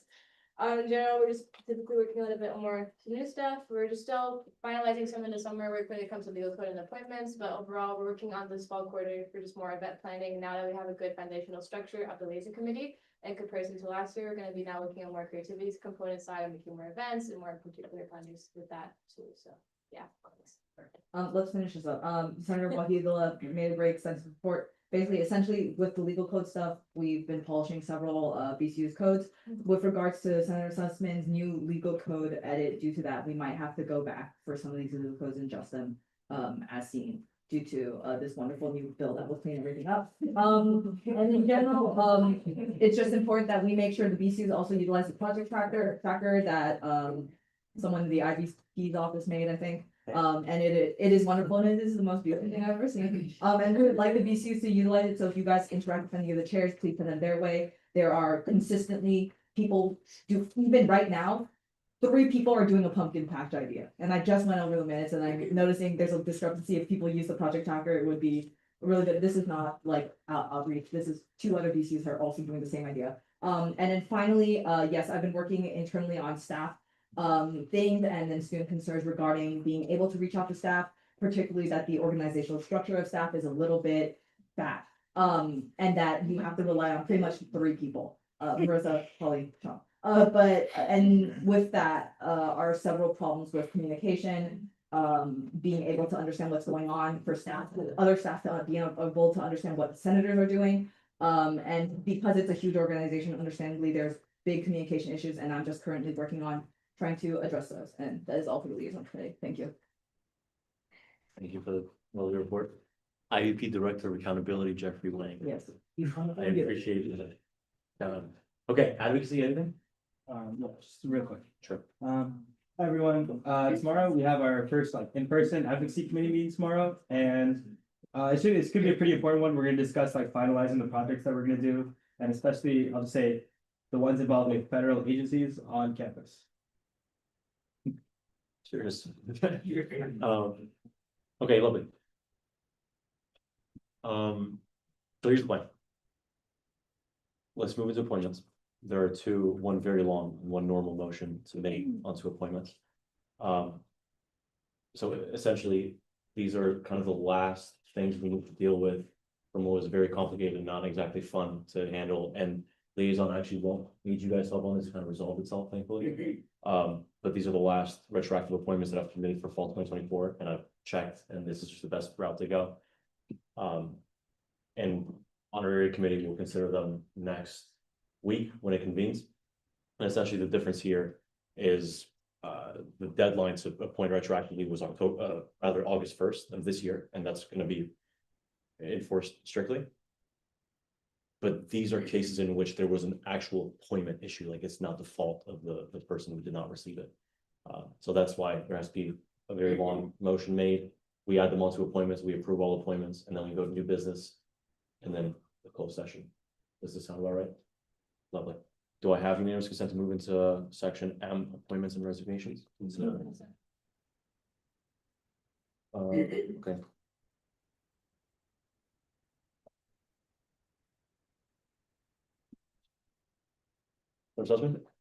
Motion to retroactively appoint the following Trans and Queer Commission officers for fall 2024. Chloe Heisch as co-chair, Eleanor Kahn and Kat Brinson as vice co-chairs, Nikhil Kapasi as administrative chair, Finnick Gonzalez as special project coordinator, Vincent Covillo as emerging leader commissioner, Ashana Kudgar as external coordinator, Liliana Redondo as media and marketing coordinator, Theo Zhang as trans and gender non-conforming chair, Lauren Rappa as pride commissioner. There's been a motion to retroactively appoint the following trans and queer commission officers for fall 2024: Chloe Sia as co-chair, Eleanor Khan and Kat Britson as vice co-chairs, Nikhil Kapasi as administrative chair, Finnick Gonzalez as special project coordinator, Vincent Cadvillo as emerging leader commissioner, Ashna Chudgar as the external coordinator, Liliana Redondo as media marketing coordinator, Theo Zhang as transgender non-conforming chair, Lauren Rappa as pride commissioner. Is there a second? Jones. Second. We're now in discussion. Chaudhry. Question has been called. You just call the question. Objection by consent.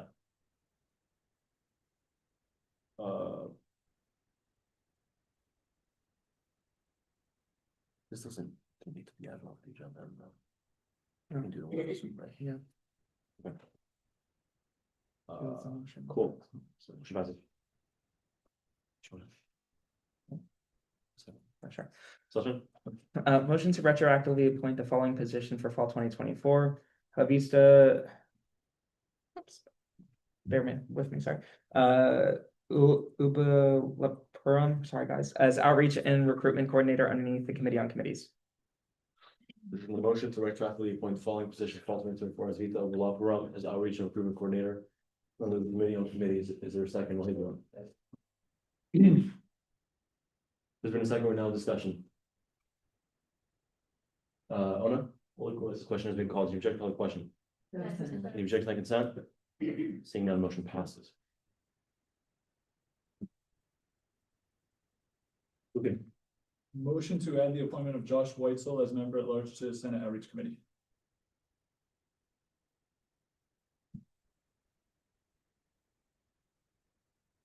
I have to allow you, I have to allow everyone. Can also be done. If I have to allow you, there's probably similar requests. And we would add at least 5 minutes onto this, so could this be done next week? I just made a motion. I just need to add them because we need them. Yeah, but like I have to accept the first, so is it possible to do this next week? Because I think there are other committees who want to do the same thing. But we can do an email. It's just quick. I don't know. No, it's not just you, it'll probably be other people, you know what I'm saying? So can we just do all of them next week? Is that okay with you? No, but over the weekend. I prefer to just get it done. Sorry? You can let him do it, I'm not gonna, that's a comment. Okay, there's been a motion to add I got it. Josh, what? White Cell. White Cell. Yeah, I have it.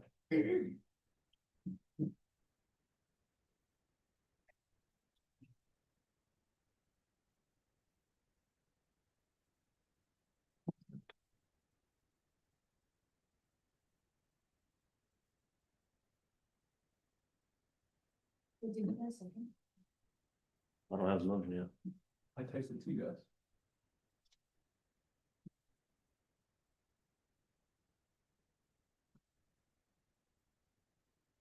There's been a motion to add the appointment of Josh Whitesell as member at large. The Senate Outreach Committee, is there a second? Oh, no, second, is there a second on the second? White law? Call the question. Question has been called, object called question. Object that, Karen? Seeing none, motion. Because of the language, add the appointment, I think we should add it under. Yes. Outreach Committee, and it'll be able to be approved with everything else. It's on this.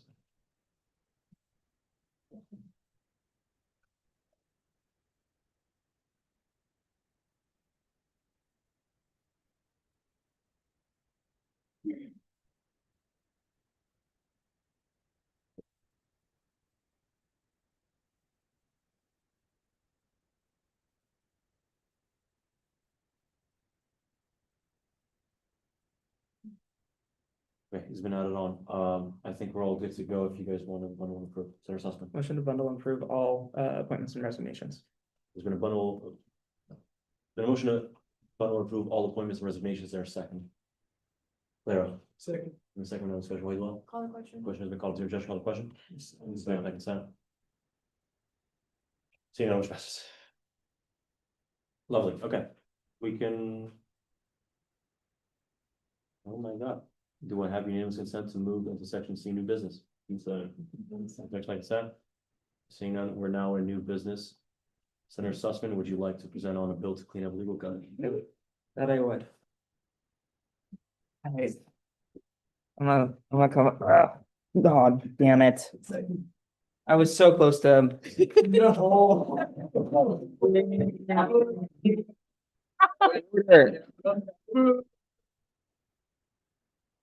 You're still in the meeting. Deny the motion. I'm gonna get rid of the bill and get it. Burn the paper. Alright, guys, oh,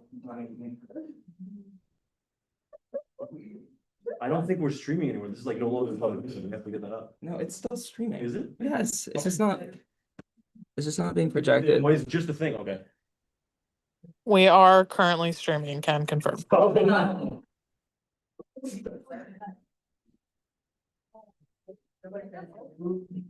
Great start.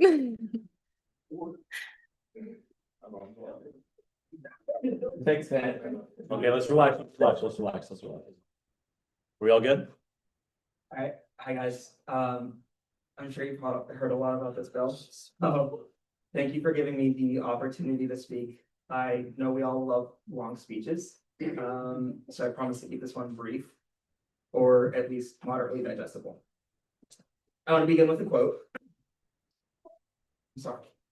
If the people cannot trust their government to do the job for which it exists, to protect them and to promote their common welfare, all else is lost. President Barack Obama. One of my favorite leaders, President Barack Obama, reminds us that a government's purpose comes from truly serving the public by making their lives easier and their futures brighter. That quote stuck with me this past summer as I found myself deep in the trenches of our association's legal code, highlighting outdated sections, cross-checking contradictory provisions, and wondering why We have positions which have not been filled since the George W. Bush presidency. The George H.W. Bush presidency, I apologize. Coming into AS, like most of you, I knew that our association's reputation on campus was not the most highly regarded, especially that of the Senate. Over the summer, somewhere between correcting typos, I had a realization, oddly enough, while watching a John Green Crash Course History video about Thomas Jefferson in the early hours of the morning. And that realization was that our association isn't respected, trusted, or recognized by the student body in the way that it should be. And it's not because we don't care or aren't trying, it's because we've been trying to do everything all at once. In the middle of our governmental responsibilities, I think we sometimes forget we are also just students. Some of us athletes, some of us club leaders, fashion lovers, student workers, scientists, activists, you guys name it. We're everything. We're human. And as elected officials, as an association, we have a limited capacity and simply cannot be all things to all people all the time. Nearly 5 months ago, we were elected to represent our peers, to amplify student voices, and to make meaningful change. Not to solve every problem in the world, or build a government so complex that even we struggle to understand it. In our 76th year as an association, AS has experienced tremendous growth. But in that growth, the association lost something: its focus. We've spread ourselves too thin and gotten entangled in solving interpersonal and international conflicts, created layers of bureaucracy without reason, and written rules, let's be honest, no one follows because they are just too confusing to even read. This isn't about pointing fingers or criticizing the Senate that came before us. They did what they thought was best. But it is a reminder that as legislators of an organization with a nearly $16 million budget, we have a lot of power. And if that power isn't regularly checked, refined, or grounded in purpose, we lose sight of why we were elected in the first place. When governments lose focus and fail to reflect the advancement of thought, policy, technology, and society at large, they lose the public's trust. We see it in state and national politics, and we've also seen it here at UCSB. So with all that context, that is why I'm bringing forward this bill, the bill to clean up legal code. This bill does what the title says. It simplifies, clarifies, and updates our governing documents. It removes dead weight, roles that haven't been active in years, and overlapping duties that create unnecessary bureaucracy rather than serving student needs. It corrects errors, resolves inconsistencies, and eliminates sections that no longer serve any real function. It removes about 80 pages of legal code. This makes our association more accessible, understandable, and digestible to all students, something we pride ourselves on. This will also allow not only senators and AS members to understand how we operate, but the whole campus to understand the government that represents them, to understand why we pay the equivalent of $23 a week in connect towards our association, and to understand the vitality and work we do as a government. The bill to clean up legal code also frees up nearly $40,000 on paper, money that can be redirected from obsolete and unfilled positions to real student needs. This was done by simply removing outdated roles that had not been filled in years, or in some cases, ever. This is about progressive, sensible government that will enable us to undertake larger projects in the future, benefiting all students, not just those already involved in AS. This wasn't done in a vacuum, though. There are many individuals who deserve recognition for their contributions to bringing this bill to life. During the summer, I met nearly every single week with our Assistant Director of Government Affairs, Holly, whose insight, patience, and willingness to answer my 10,000 questions made this possible. I also consulted with Executive Director Sean Lieberman, Director of Finance and Budget Michael Saya, Chief Compliance Officer Baden Rosales, Second President Pro Tempore Melanie Jones, Internal Vice President Lala, and President Metzger, who all kindly tolerated my constant breakment of text. I apologize to you all, especially Emily. Additionally, I would like to express my gratitude to my co-authors, Senators Pasher and Lucan, for without their detailed contributions and precise review of legal code, this vision would not have come to life. In this project, I also worked with our executive officers and VCU chairs to ensure this process was thoughtful, transparent, and collaborative. To everyone who contributed, whether by updating the title of a position or helping to dissolve entire sections of code, thank you. There are no surprises here. It's not a Radiohead reference. The bill is rooted in the same principles I ran my campaign on, which is transparency and reform. The itemized list in front of you breaks down every major change. While it doesn't include every typo fix or semicolon adjustment, it gives you the full picture. Thank you for taking the time to read my materials, and thank you for showing up week after week to serve this campus. I'm proud to present this legislation as a step toward restoring confidence and faith within our association. This bill is not a solution to the many, many problems AS is facing, but it aims to move us toward a better sense of clarity, accountability, and functionality. I hope this bill passes not just because I wrote it, but to clean up, not just to clean up our legal code, but to send a message to students, our community, and our administration that Associated Students listens, adapts, and is working for the students of UCSB. Thank you. I welcome your questions and your feedback.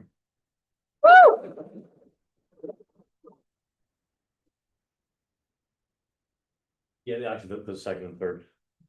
Speak, if you want to go up to the podium, you're welcome. I prefer to sit in my seat very comfy over here.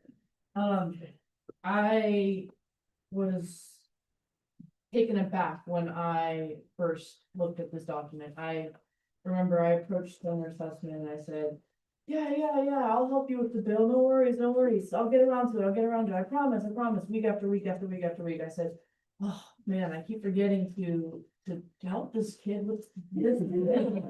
I keep forgetting. I keep telling him that I'm going to be there and help him on the bill, and I keep forgetting about it. And I finally got around to doing it towards the end of summertime. I finally found some time. And I remember I was at my DA internship and I had nothing to do. So I pulled up the legal code bill. Finally, to my surprise, 500 pages had essentially been gone over. Senator Sussman did this all by himself all summer. I mean, he had help. But I really think that you guys, and I'm sure you guys do, should appreciate the overhaul and the time that went into this. It's quite admirable. And I can sit here and say how proud I am of Senator Sussman of this bill. I know that he holds this association's best interest at heart and his mind. And it's prevalent in his work. Separately, besides giving my flowers to Sussman, I wanted to give some advice to my fellow senators on how to go about this bill. I spent the remainder of my summer going page by page on this bill, and it is hefty. The checklist that Senator Sussman provided, you must, is your duty.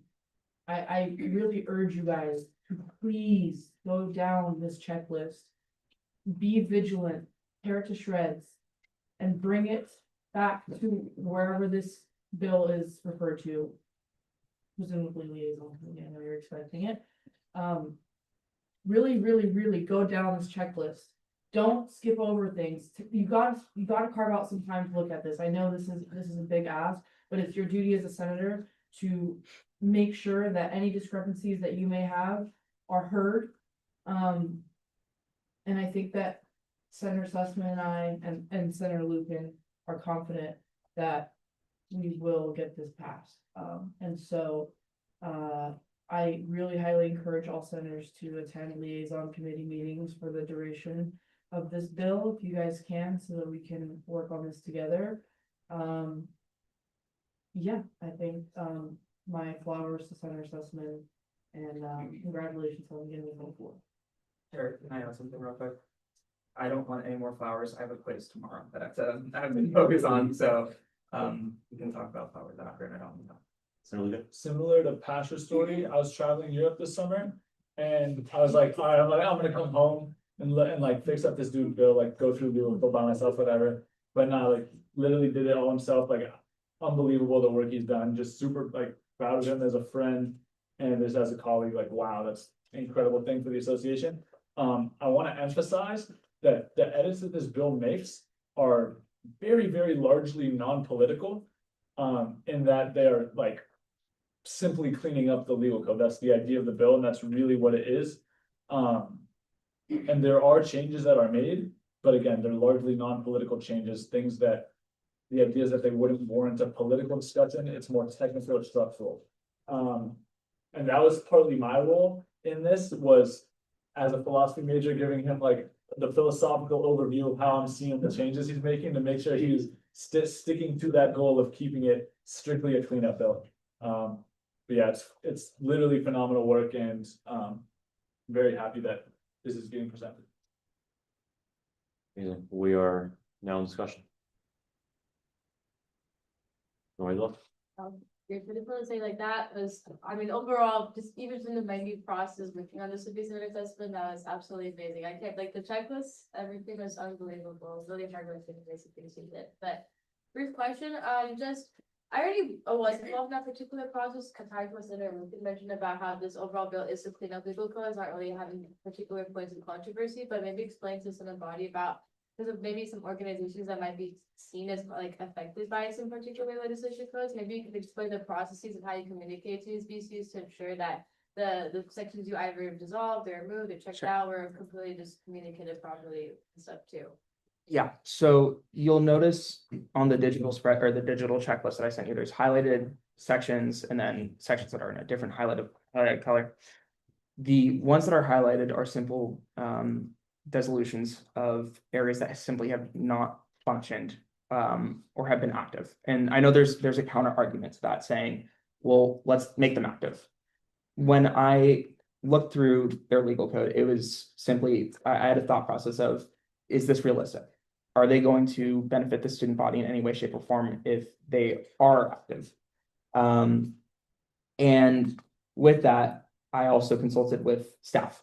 When I was looking at, for instance, the Ivy Governance Board or CERC or the Rally Committee, I consulted with staff to make sure that that was something that was agreeable and that would help not only clean up legal code, but would not operate in a way that benefits the student body in any way, shape, or form.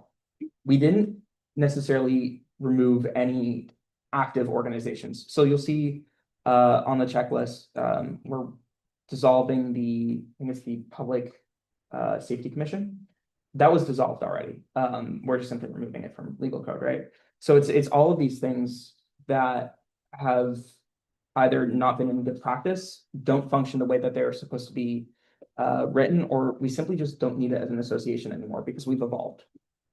Same thing with the Commission on Community and Climate. I consulted with all the executives. I had many meetings with President Metzger early on in the summer with all of the other executive directors or executive officers.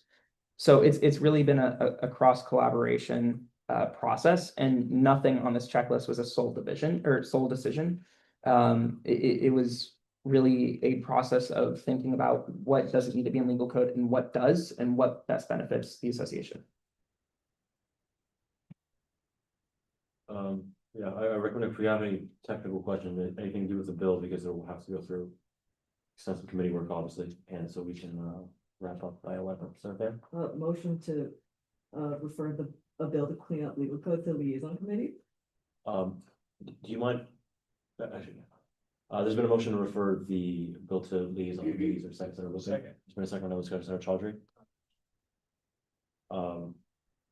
Question has been called. Reject the question. Consent. Objection on consent. So you know, motion passes. So, noted.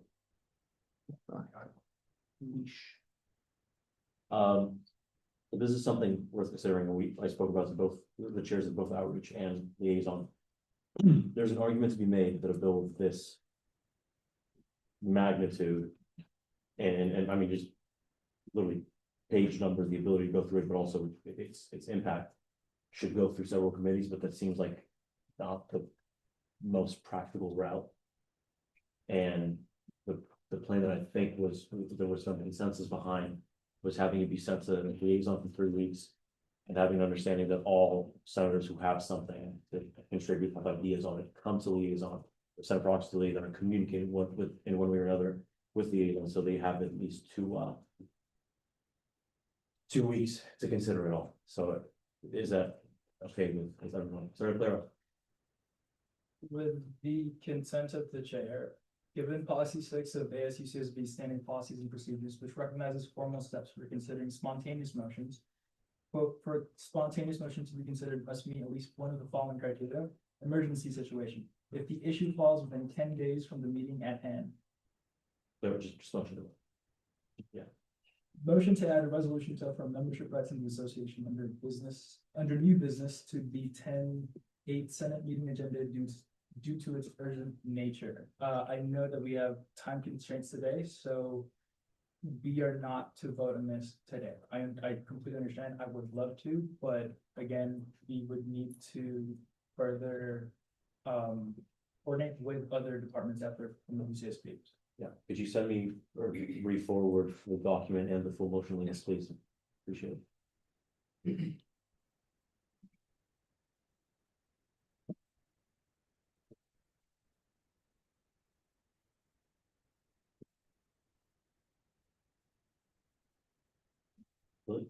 Question to what you were talking about earlier. So if there are any ECUs that want to make policy changes, should we still do that? Not, I'm sorry, we're Loki in the Motion, sorry. middle of the motion, yeah.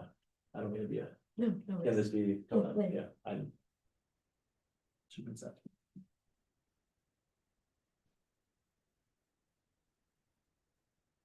Yeah. Yeah. Oh. Okay. Oh. Okay.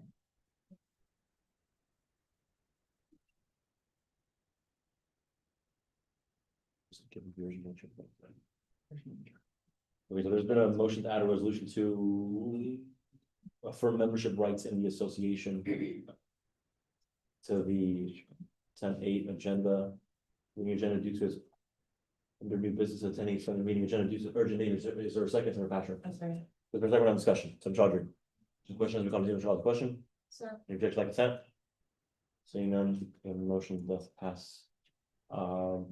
Okay, Claro and Lucan for the first and second. Could you give a brief comment on this and then you refer to the relevant?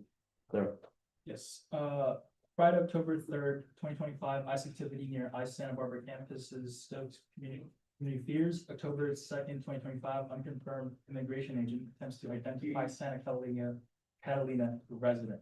As the resolution highlights, decades of precedent which exist from literally all levels of government, federal, state, UC, regions, and ASCC policy. However, new threats to student safety and the larger student interest to membership rights to the equal protections of the law are emerging, given the recent reports of immigration enforcement around campus, substantiated or not, these fears are real. As an immigrant myself, and if no concrete steps are taken, mass hysteria and false reporting is rampant, stoking the fire to anxiety. With the resolution that addresses the direction the association will take, given the precedent, if you are to follow the law, in other words, we follow the precedent of every member of the association, which are recognized under the state code to be a protected class, and the Supreme Court under fire, unlike that of the federal government, doesn't right now even address students' rights. And given the community update on the 10-8 today regarding federal enforcement in UCSB and AS properties, the 76th Senate has a responsibility to voice their position on the issue, given formal correspondence from the administration during today's meeting from the Vice Chancellor and Chief Black, our own local law enforcement, and the notice disseminated by the deans of students. Thus, I implore the chair. Thus, I implore the Senate to consider this motion. Basically, Yeah, this is to address new developments regarding immigration services in and around our campus. I think it's really relevant and important for the time period we're in with the administration that we have in Washington right now. And I hope this gets the proper consideration that it deserves. Thank you. amazing. Around special assessment.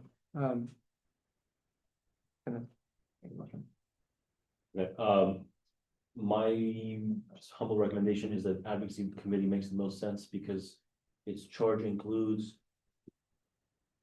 that the committee will address concerns with all matters involving university actions and policies, both academic and non-academic, and that's the least heavily burdened committee with work center passion. Motion to refer a resolution to affirm membership rights in the association to advocacy committee. There has been a motion to refer resolutions to affirm membership rights in the association to the advocacy committee. Is there a second? So we're, oh no, second. A second round of discussion. Mr. Lee, question has been called. Do you object to the question? Objection, consent. Seeing none, motion passes. Okay, the last thing is the move into closed session, but there are action items and to not, because moves into closed session kind of burden everyone who's present in the room. seems like we should just get through action items and then leave ourselves ample time to discuss that. So I think if we include action items by 10:30, which I think we'll do rather easily, we'll be set. Okay, so do I have unanimous consent to move in section G action items? Consent. Seeing none. Okay, Senator Shirkin, the thing passed, right? And did we recognize Senator Mulhey when all? Okay. Recognize that I'm not ones. Sure. Sure, yeah, anyways, we recognize Senator Mulhey just to be sure. Okay, let's move into a resolution to establish the first gen and bike your mentored advocacy program. It was referred out of liaison.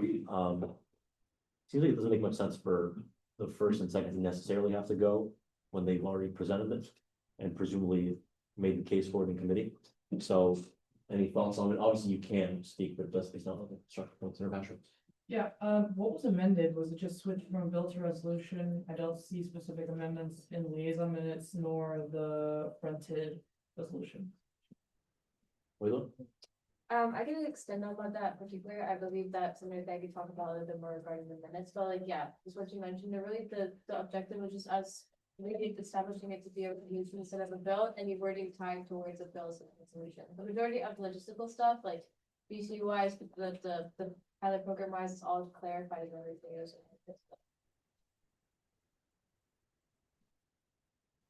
Patrick. Yeah, I'll be honest, I'm a little frustrated that I cannot see what was amended. It's really, I don't doubt that there is something, or I don't believe that there's something under the table happening, but it is very concerning to me that I cannot see what is amended. I don't know what is amended. To me, what's the point of this coming out of the committee of, I can't see what's amended. It's just useless to me. Okay. I concur. I think we need to have some sort of procedural way, like whether it's the committee that gives rid of the bill, they put their amendments in a different color or something. But I think that needs to be reaffirmed going forward to, address that concern. Senator Jones. I expressed the same concern as well. I had to actually ask when I received the legislation back, asking what the actual amendments were, because typically they're supposed to be in red. Or if something has been changed itself, it's supposed to be struck through and red or added, you just put it in red. So if you guys all still agree that that's a good way moving forward, we can keep that, or we can put that into consideration as well. Okay, how about this? Would it be okay with the first and second if we table this until next week, and by then we have a document ready to be viewed by all senators of what the resolution originally looked like before amendments were made and committed? First off, is that possible? Do you have such a document, or was all the work done on this one document you'd have to go through? What's it called? Edit history. So is it possible, and would you like to proceed that route, Michael? Yeah, we simply added it on the document itself, but just for clarification, really, the majority of the editing was just the title, so I could just do a color red sketch on the title, if that helps, so. So then. Okay, and procedurally, this is my apologies, I did the meeting minutes, this was prior to, us talking about how the meeting minutes would be looking like, and this is completely my fault. I didn't want to go back in and adjust the meeting minutes post, meeting, because that would just be, like a breach of policy. Going forward, I will make sure that the meeting minutes are correct. Yeah, that's much appreciated. It seems like there are 3 edits on this thing. And they're like. Of that, or maybe that's only counting like suggestions and comments and not things that you've just X'd out. I'm going through the editing history of the document. So is there more than that? No. Sorry, are you referring to the resolution or to the meeting minutes for the leave? No, I'm just talking about the resolution. There shouldn't, I can't even see it because I don't have editing. Oh.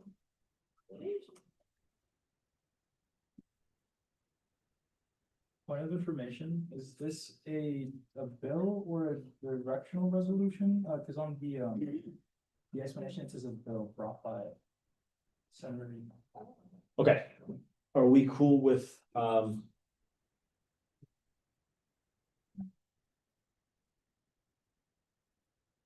Yeah, it seems like there's still.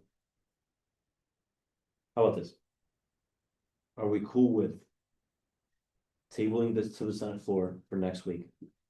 One, Senator Whitedula or one of the authors shares editing access to senate@as.ucsb.edu, so everyone, and myself.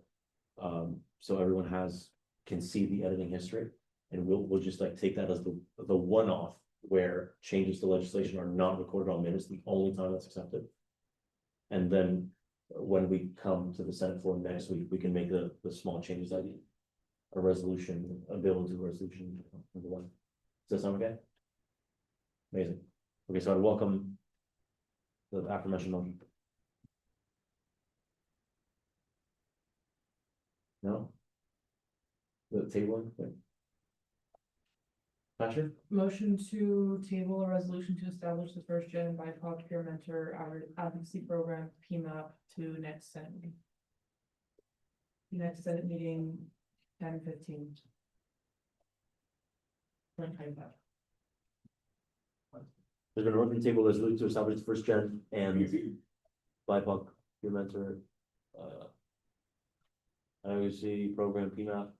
So the next Senate meeting will be held on October 15th, 2025. Is there a second? Chaudhry. There's been a second round of discussion. Lee?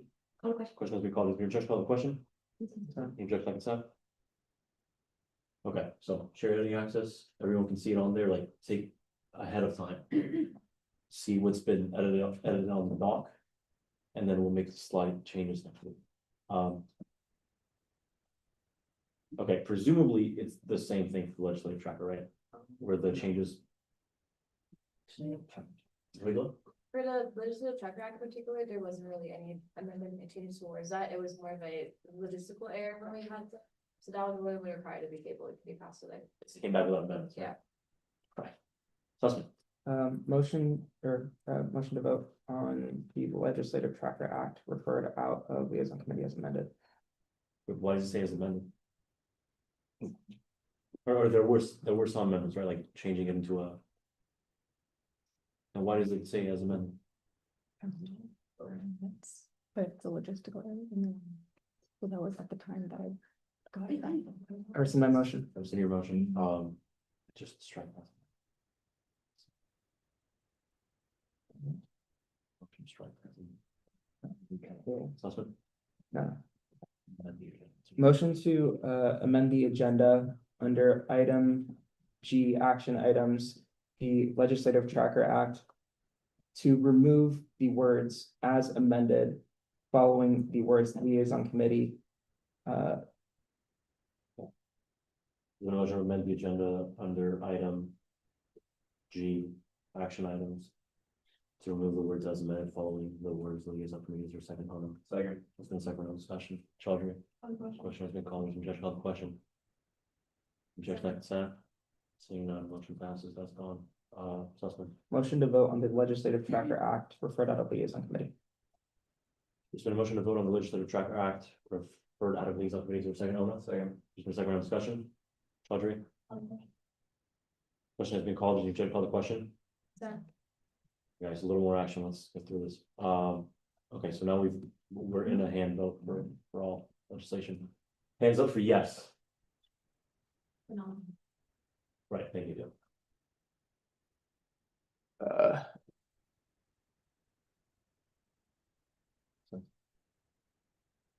Holly, could you report how many there are online, please?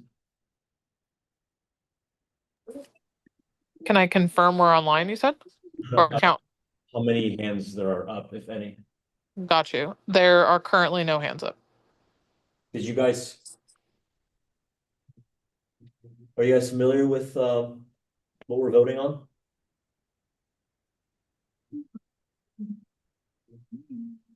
Yeah, so for anyone online, we're voting on the Legislative Tracker Act. If you'd like to vote yes, please raise your hand. Oh, okay, hands down.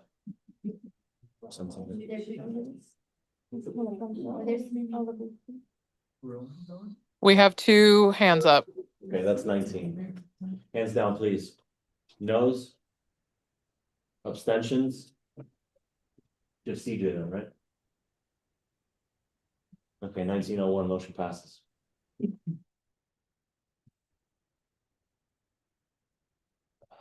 Point of information. Yeah. The motion pass or did the bill pass, or the resolution?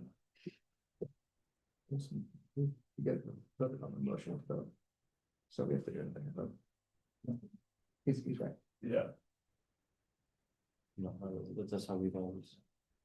Vote on is usually used as the synonym to not say approve, because it has some kind of.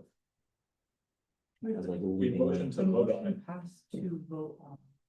So We the just did a motion- hand vote to vote on. No. The motion, the regular voice motion was to move into a hand vote.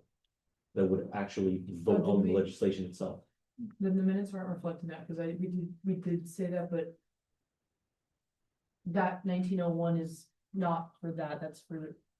You get what I'm saying? We voted to vote on it, so Yeah. that motion passed, The and then. vote was to pass the legislation, but if that was not the general understanding, then we should definitely redo it. Was that not the general understanding?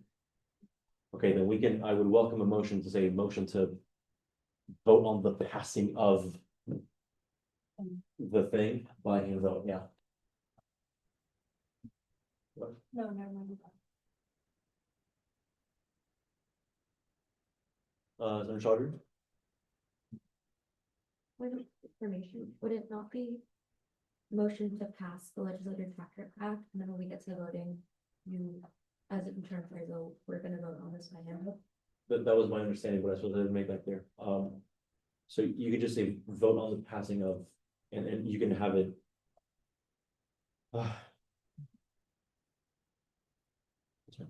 Motion to hand vote on the passing of the Legislative Tracker Act.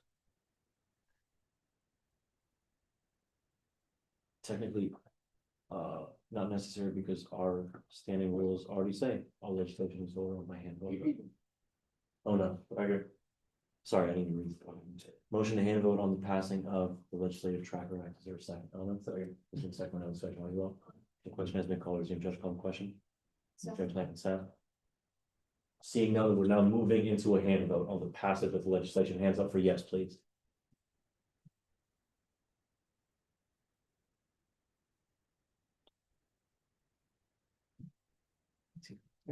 Hands down, please. Noes. Hands down, please. Abstentions. One, two, one.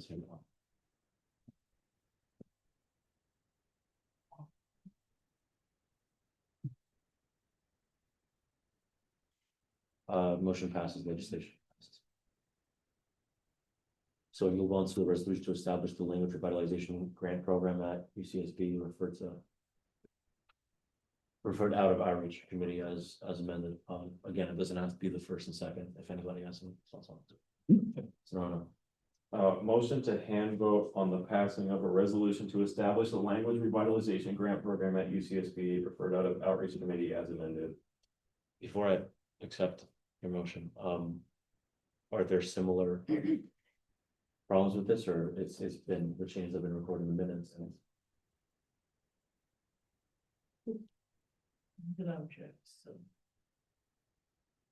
so do we want to, do you want to rescind your motion? Yeah, I'm gonna rescind my vote. Thank you. Do we want to just do the same process as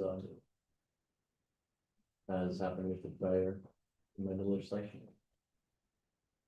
Is that a yes, Scott? Thanks, Sid. Serrano. Motion to table a resolution to establish the language revitalization grant program at UCSB until the next Senate meeting on October 15th, 2025. There's been a motion to table resolution to establish language revitalization grant program at UCSB until the next Senate meeting on October 15th, 2025. Is there a second, Sussman? Second. There's been a second round of discussion. Chaudhry. Question has been called.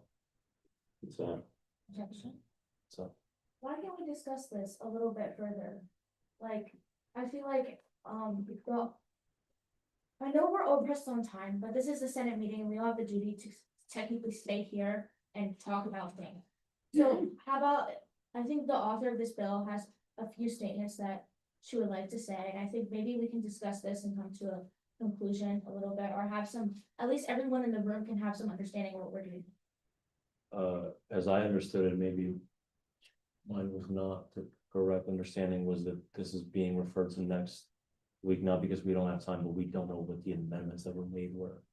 Yeah, but we can get the. Several things.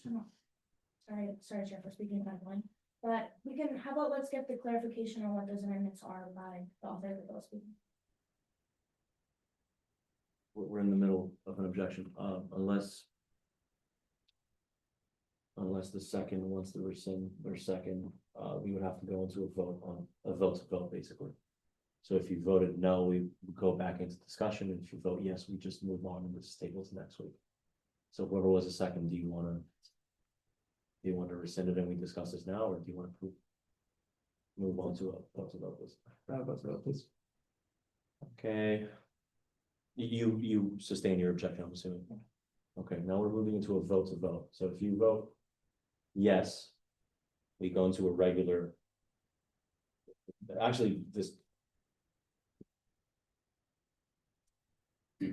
Or the other way around. If you vote yes, we go back to the discussion because you're voting for the objection. The objection was not said before. No. Holly, could you remind, I'm completely fried. The yes is for moving on, right? For actually voting on it. Or rather, the motion passes if the majority votes yes, but if they vote no, we go back to the discussion. Is that correct? Yes, that is correct. So for anyone that votes yes to yes, that means you want to proceed to a hand vote and you want to vote on the motion. And if you vote no, that means you want to go back into discussion on the motion. If whoever made the motion wants to rescind it, then that would be something separate. Okay, are we all clear? Are we all clear? Can you please repeat that in plain terms? If you vote yes, because the chair has the discretion to decide how you vote on these things, we'll just move into a hand vote on passing this thing or not. If you vote no, we go back into discussion. And like that vote, yes on the motion is not a vote on the resolution, it's purely on the motion itself, which is tabling it to next week. Yes, correct, Okay, exactly right. got it. Just making it exactly. Yeah, yeah, so it's essentially to make it clear, Senator Mulhines wants to go back into discussion on this. And the first and the second want to continue, want to just refer this to next week. Hands up for yes.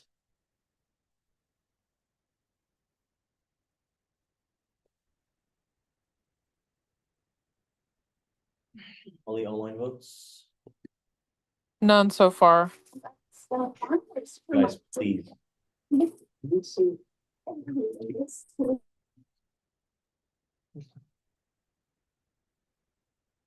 Yeah.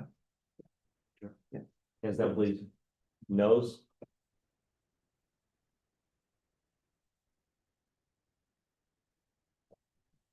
Hands down, please. Abstentions. How many people are on there?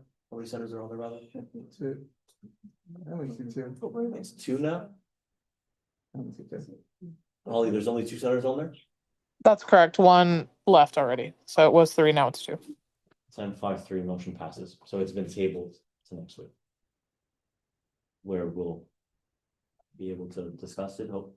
Okay, so basically following the same plan that senators beforehand, we'll add it on to the agenda for next week on the Senate leadership end, and you guys just look at the editing history on it, and then after this, it'll be made very clear to all committees who have legislation referred to them that it has to be reflected in the minutes.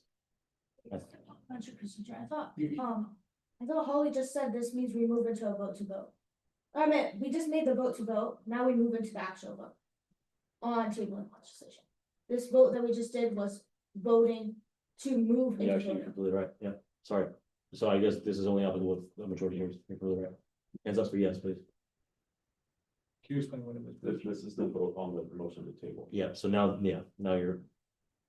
I have a point of information, or point of, I don't know. No, it has to be a point, Asher, we Point can't of just like throw things out. information. Mhm. Okay, the previous bill that was tabled is unable to be edited, correct? Not this one. Until the next Senate meeting, correct? yeah, Okay, Yeah. so we'll have to open that one and that will have to. in the Senate meeting, so you should probably have all amendments ready beforehand, and you can just open it and go through and edit it. Yeah. So now, we're going into a hand vote to on the original motion, to table this the next week or not. Hands up for yes, please.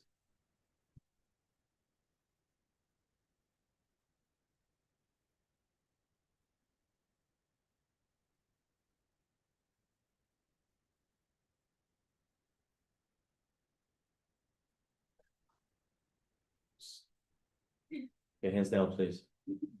Noes.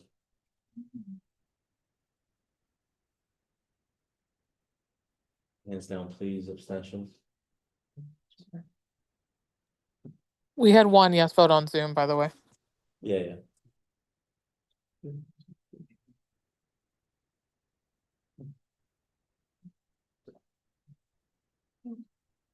So we 10, 12.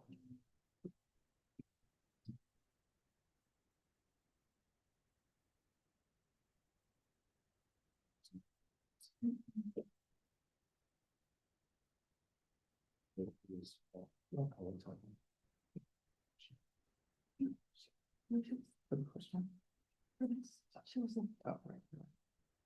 She also not in there.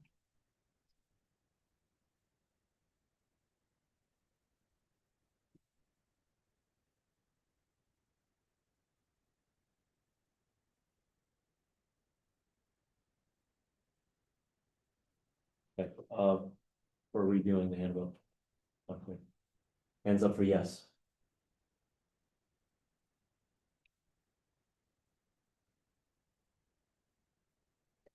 Please, no hand, just hands up for yes, hands down for like, very clear, please. What do you see, 12? Including Romy. Okay, hands down, please. Hands up for no. That's 2, right? So 12 and 2. Nothing up there for no? Hands down, please. Hands up for abstention. 1, 2, 3, 4, 5.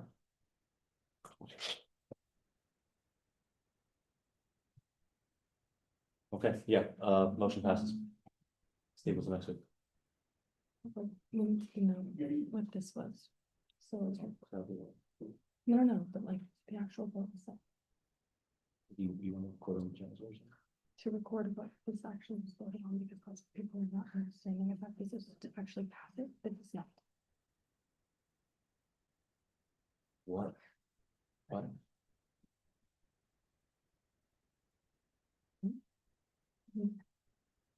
So we have a bunch of handbooks that don't make sense on the agenda unless we actually denote it. So this one is supposed to, 10.5.3 is supposed to go. Yeah, So we just nothing else. Thank you. Yeah. Okay, that's it for action item. Yeah. Lovely. We're having unanimous consent to move into senior business. Exactly. The introduction consent. Seeing none, we move into new business. I would welcome a. You gotta think about this beforehand. Who you want to include besides senators. Yeah. But essentially. We have to go into closed session, then it'll be marked afterwards with the closed session. Discussion was actually about. Our assessment. Motion to move into closed session with. Motion to move into closed session, inviting all members of campus media. And all members in USEN Flying Room A.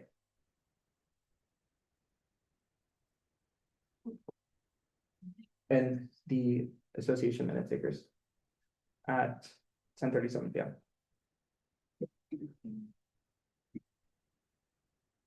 This puts everyone in a difficult spot, like the closed session and campus meetings seems to be like. Diametrically opposed. Like, this makes it sound weird, like I'm talking, it's usually senators, and then staffers and minute takers, where everything goes kind of thing. maybe if there's any relevant member of the association. Would you guys like to be? Yeah. So, Point of information, what, does the motion language for going into closed session have to refer to why you're going into closed session? So no, it just has to be marked on the agenda. Is that correct, Ollie? Yes, that is correct. Also, the reason why we advise you all to include who is in the closed session is it's my understanding that it's assumed that it's senators only. So if you want to include the chair, the minute taker, staff, we would appreciate being explicitly mentioned. But when you all motion to exit closed session, you'll want to share a statement for the public record about what was discussed. But not to go into closed session, if that makes sense. Motion to move into closed session, inviting all AS staff, all AS minute takers, and judicial council at 10:39 PM. Put a motion to move into closed session, inviting all AS staff, all AS minute takers, and judicial council members at 10:39 PM. Is there a second, Senator Chaudhry? For a second on this question, Senator Claire, on the question. Question has been called, you object to the question. Any objection by consent? Seeing none, motion passes. Okay, so all of the aforementioned. Give me a second to stop the live stream. Yeah,